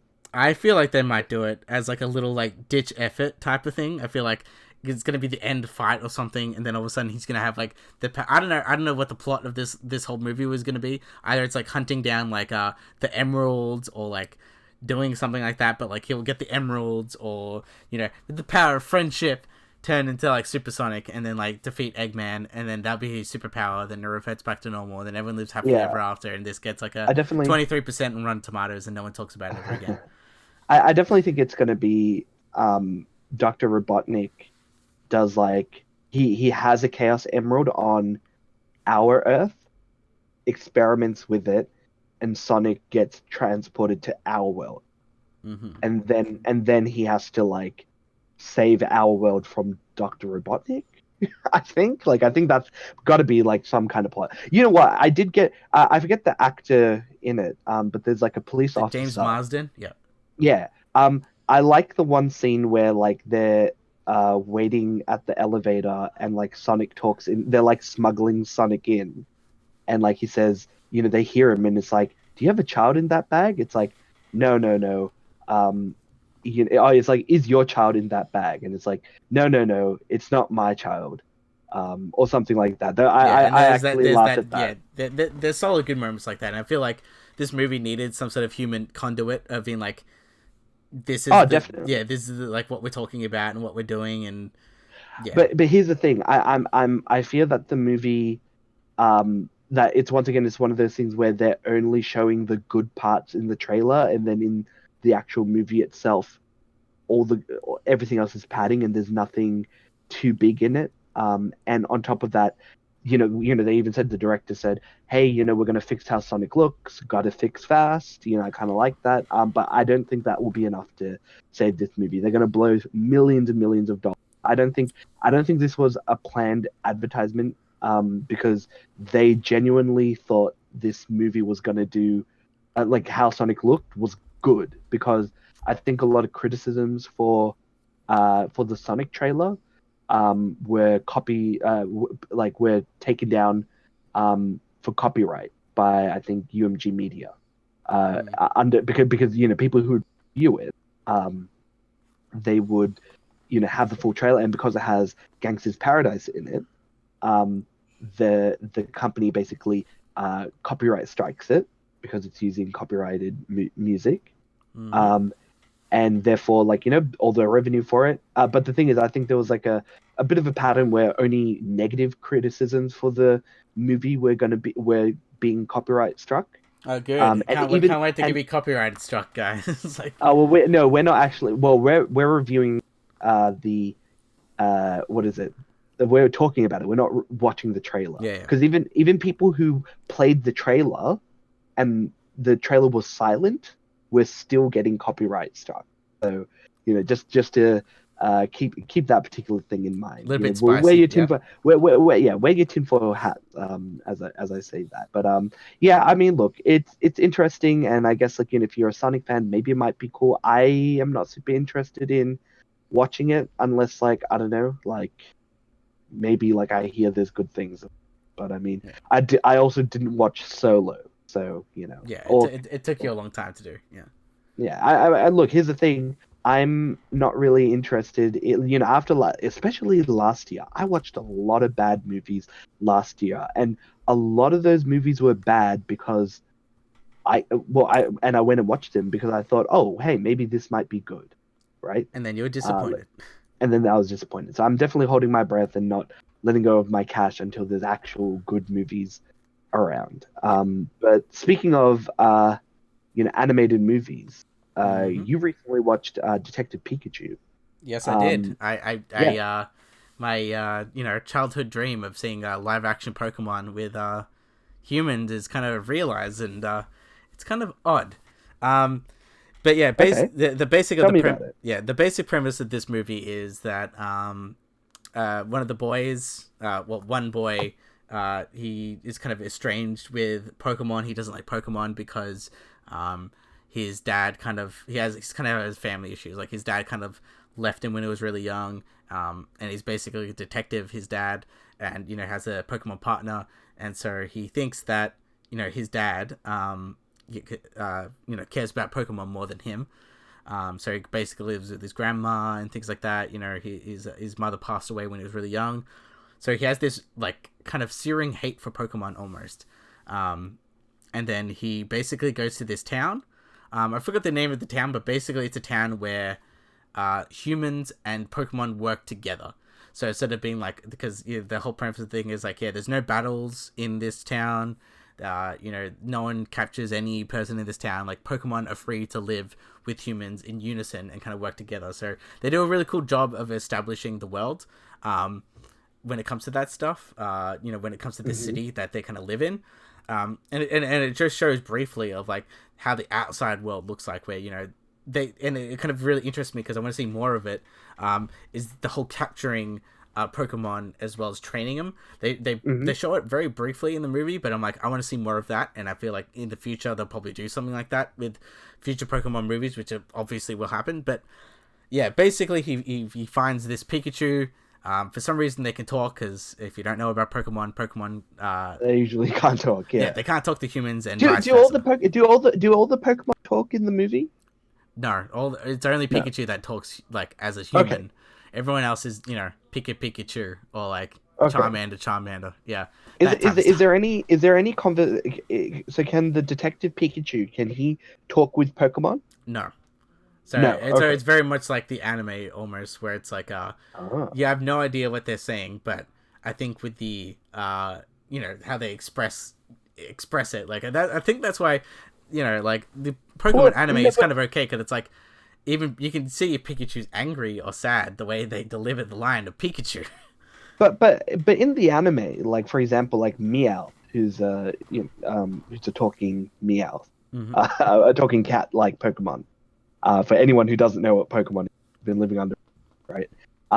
Now he has the ability to talk with Pokemon, and they understand him, and the Pokemon seem to understand each other. Like Pikachu will be like Pika Pika, and Squirtle will be like Squirtle Squirtle, Hmm. and they kind of like talk, and so it definitely seems like Pokemon within the Pokemon world can talk with each other, but not, and then the other person is Meowth because I think like Meowth's like backstory is he tried to learn how to speak to impress like a female Meowth or something like, and Yeah, I then remember that episode. That was such a sad episode. yeah, I remember it being like a sad episode, but yeah, like so that's not the case here. So basically, so what's the team up between the main character, who I believe is Will Smith's son, correct? Like not Jaden, It's but Justice another. Smith, yeah.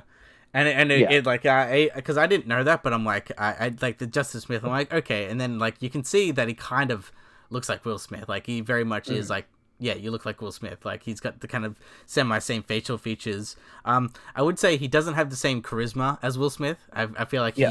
he probably needs to work on that because like Will Smith has that personality, and I feel like at the current moment, Justice Smith does not have the same like oh man like when jokes land, he doesn't have the same like feel to it. But it's like The same I, gravitas. I Yeah. feel like yeah, I feel like this is like his first kind of big role. So as far as I know, so Mm. relatively good effort for that. And yeah, him and Ryan Reynolds kind of work together, and it's like very much so that Ryan Reynolds kind of does steal the show, not only as like a comedic powerhouse where he can deliver lines really well and basically follows the plot line as like along as well, but on top of that, I feel like yeah, even the Pikachu character does a lot of cool different stuff, and I feel like, yeah, basically, if there was no Ryan Reynolds talking Pikachu in this movie, I feel like this movie would be a lot more boring and a lot more, I guess, like bad. I guess I feel like Ryan Reynolds Oh, semi saves it okay. almost, like Okay. because So you wait. do So have what? Justice Smith and you do have her name's Lucy in the thing. She's kind of like this like upcoming journalist type of person that's like over exaggerating all the time. I feel like those two leads do an okay job, but I feel like Ryan Reynolds kind of steals the show and kind of brings this to upper level. Okay. So wait. So you're saying, so Ryan Reynolds is definitely a positive about the movie. What would you say are some of the movie shortcomings? Because I've actually, actually, funnily enough, my friend who likes Sonic has seen this movie, and they didn't like Detective Pikachu. I forget the reason why. But what are some of the movie's shortcomings, I guess? I think for me is that yeah, it's still like obviously it's still focused as a kids film. So there's a few Okay. things where there's like leaps of logic in certain parts of the movie where they don't explain it too properly. They just kind of zip by it. They're like, oh yeah, no one's gonna remember that. But I'm like, but I do. But it's like, but then I forget that I'm like certain people like kids, for example, would not notice that. For example, like there's a bit where they like, hey, let's do detective stuff, and then instead of showing the detective stuff, they just kind of jump cut to like a place that would be like heavily secured. I'm like, Uh-huh. how did you get there? Like, if it's a normal place, that's fine. But if it's a heavy security Mm. place, I'm like, that makes no sense. Could you at least please tell me how to get there? But that's my brain kind of working. But I Well, no, I don't think there's anything necessarily wrong with that, though. Even kids' films were well structured in the past. Like, why aren't they well structured now? Like, nobody kind of looks back and looks at Toy Story and thinks, oh, well, why doesn't this make sense? No, it's a pretty well structured plot that, A, B, C, D happens, and you can follow it whether you're an adult or a kid. So I don't think that necessarily is an excuse. I can definitely understand that the demographic for Pokemon can definitely skew lower. I mean, I remember watching the original Pokemon the first movie in cinemas and getting my Ancient Mew card. I watched it actually in the States, and I made I made my whole family watch it, and yeah, don't worry. and I I remember doing that the exact same with my family. I'm like, yeah, you're gonna watch this movie with me. and well, yeah, and I got to get all their Ancient Mew cards, and then I watched it again when I came back to Australia as well. Mm. So yeah, it's one of those things that is kind of near and dear. But like that movie is pretty like aimed at kids, but has like people die, like Yeah, serious Pokemon dying moments. or Yeah. people dying, and things like that. There's some pretty serious moments. So Well, like yeah, that, I guess this movie does have some serious elements, especially with I feel like it's mainly with Justice Smith's character and coming to terms with his dad, because like mhm. there's the whole plot of the thing is he finds out that his dad's dead, but the Pikachu character is like, no, your dad's not dead because they also said I was dead, so let's go on an adventure and find out what's really going on. What's really going on? Yeah, I and I see. feel like majority of the emotional parts is very much like I guess Tim, the character, Justice Smith's character, is very much he doesn't know where to belong in life. Like he used to be a big Pokemon fan, and he isn't anymore, and he's trying to isolate himself. He didn't care about his dad, so a lot of the emotional stuff in the movie is very much about him and his dad, and kind of figuring out like their type of relationship. But Mhm. basically, Pikachu is basically a surrogate kind of dad figure almost, or like kind of like he hates Pokemon, but he's more appreciative of Pokemon the more the story goes because he has Pikachu, as a kind of a companion, which I really do like. I feel like the Yeah, yeah. would you say that it's kind of like um, it's like the Pokemon equivalent of like a buddy cop film where you have like somebody who's like the hard ass, and then you have someone who's like the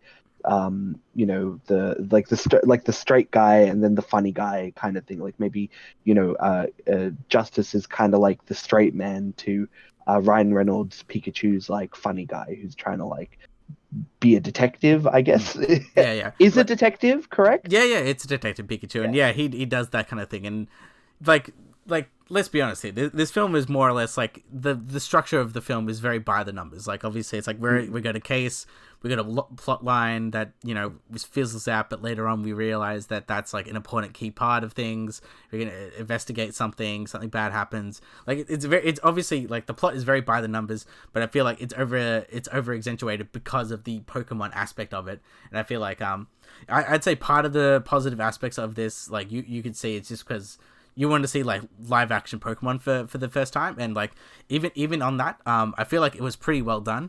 I think because I think the character designer of all these real live action ones was the guy who. Like years ago, posted those photos of like this is what live action like realistic Pokemon would look like. Right. Yep. They got that I do guy. remember that. They got that guy, and Oh, they're just like, yeah, that's do that, cool. and they just said do that but less creepy. So it's like it's in that middle area, and even that, yeah, I think Mr. Mime still kind of looks yeah, just Mr. Mime's really yeah, he's weird in the movie, but like in the movie. but Okay, very cool. much so. It's comedic. Like the majority of the scenes are comedic. As mentioned before, it's very kid friendly when it comes to that Mhm. type of stuff. Even with the look of the Pokemon, they obviously look low CGI, but I feel like that's probably the best option. Like they don't look too Mhm. overly realistic, where it's a little bit creepy, but at the same time, it's got that weird middle ground of like it looks cartoony, but it kind of works. Like, I feel like some people are just like, oh, the CGI is really, really bad. But I'm like, you look at Pikachu, obviously a lot of elements went into the fur and everything. Mhm. But, with certain elements like Snorlax, for example, you see Snorlax, I'm like, yeah, he's just a big ball thing. But, like, it looks good, especially when it comes to live action. I feel like that's a solid thing. But yeah, aside from that, I really did enjoy the film. They have a few cool set pieces here and there.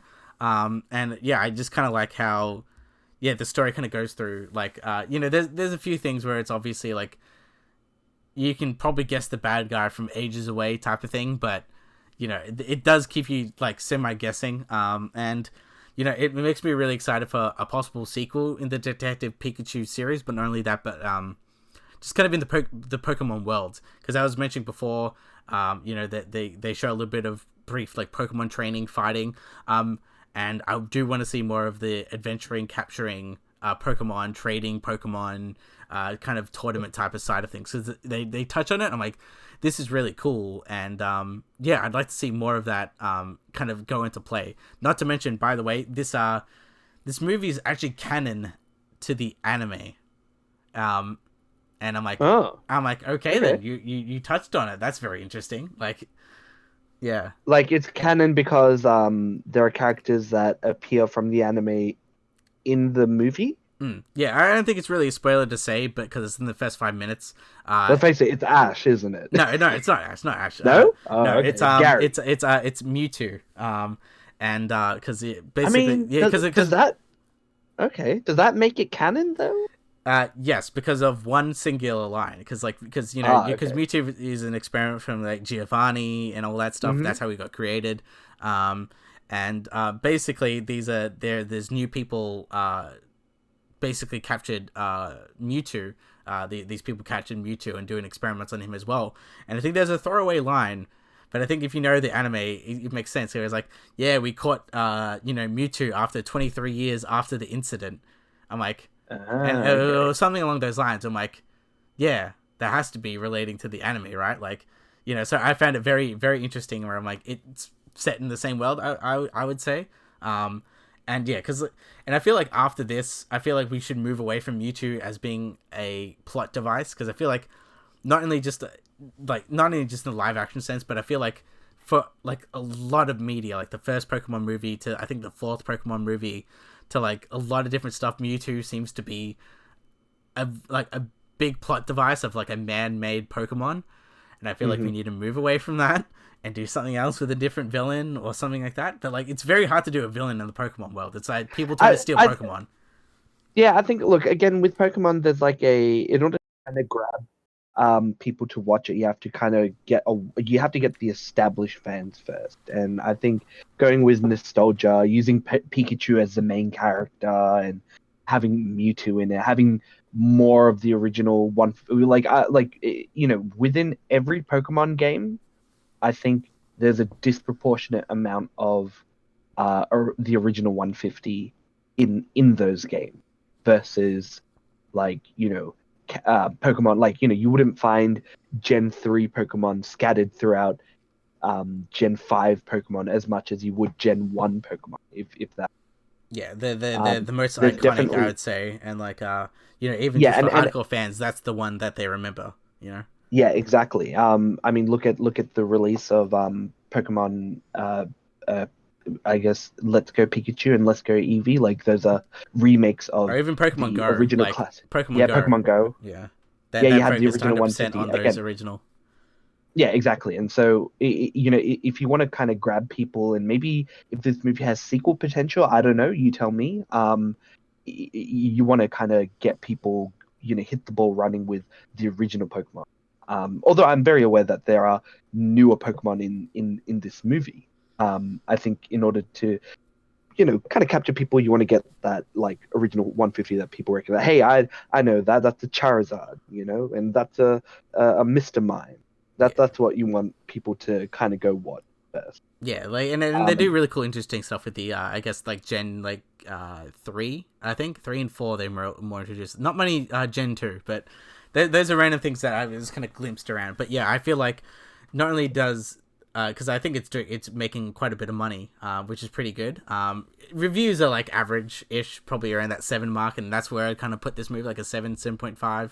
Like it has some really good touching moments when it comes to like I think it's like very much hits in the nostalgia. There's a bit where they semi sing the Pokemon theme song, and I felt like I don't know, my body was like, oh my god, like it's like, and then people in the cinema like the seats behind me were singing it as well. yeah, It's very much like it's so funny because I was watching this movie and like this is semi for kids, but everyone there was at least like 20 and older. I Like I don't think Pokemon is as much for kids as it probably used to be. I think definitely the demographic that's going to spend the most money on it grew up with it as kids, but now have like full-time jobs and can afford all the merchandising and all the DVDs. So I think you definitely have a lot of adults watching Pokemon. Although I will admit, Pokemon cards still sell like hotcakes even today, which I kind of yeah, find which by the like way kind of didn't amazing. get my booster pack of Pokemon cards. So because like Were there's you some supposed to? I don't know, because some people are just like, yeah, event cinema only does it, but then other people are just like, no, like other cinemas do. They just deny the existence of having them.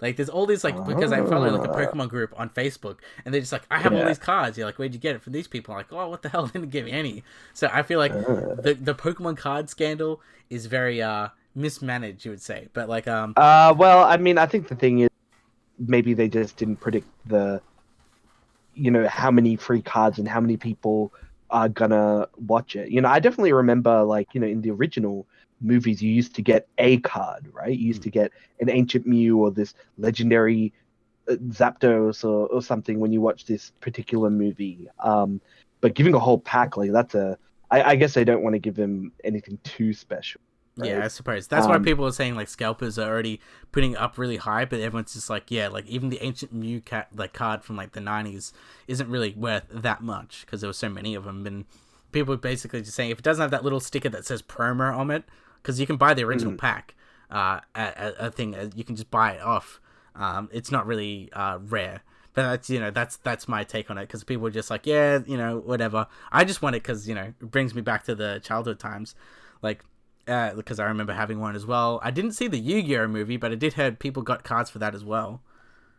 mm, So I'm like, okay, cool. But yeah, overall, I think Detective Pikachu is a pretty, I think, solid entry. A first entry and a first try. Very much, like, it's very interesting to see live action Pokemon with real people, and I feel like they've at least bridged that gap where it doesn't look weird or it works as a world. And basically, since they've kind of worked all that crap out, now they can focus on delivering like a really good story more than this one, or do something very different. And I feel like they've at least cracked that problem. So it doesn't look weird or anything. Pikachu's really cute. Ryan Reynolds does a really good job.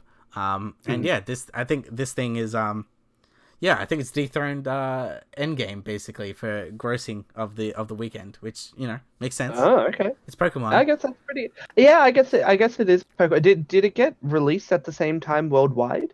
Possibly. I think so. Or maybe there's like I one or think I two think places, but yeah. I think that definitely might account a little bit because I don't think Endgame was released worldwide at the same time. But yeah, like that's pretty interesting to hear. But Nintendo and Pokemon are a big franchise, and especially with their new game coming out, Pokemon Sword and Shield. I guess people are definitely going to be hyped to see where the Pokemon franchise takes. Yeah, absolutely. And I can't wait to see more things what they do because I feel like this is like a franchise starter, not only just for Detective Pikachu, but basically live action Pokemon stuff. Because yeah, we've shown interest that there's interest in these things. So I'm really happy that yeah, this exists because I never thought it would happen, but it did. But yeah, that's actually going to be us for this week.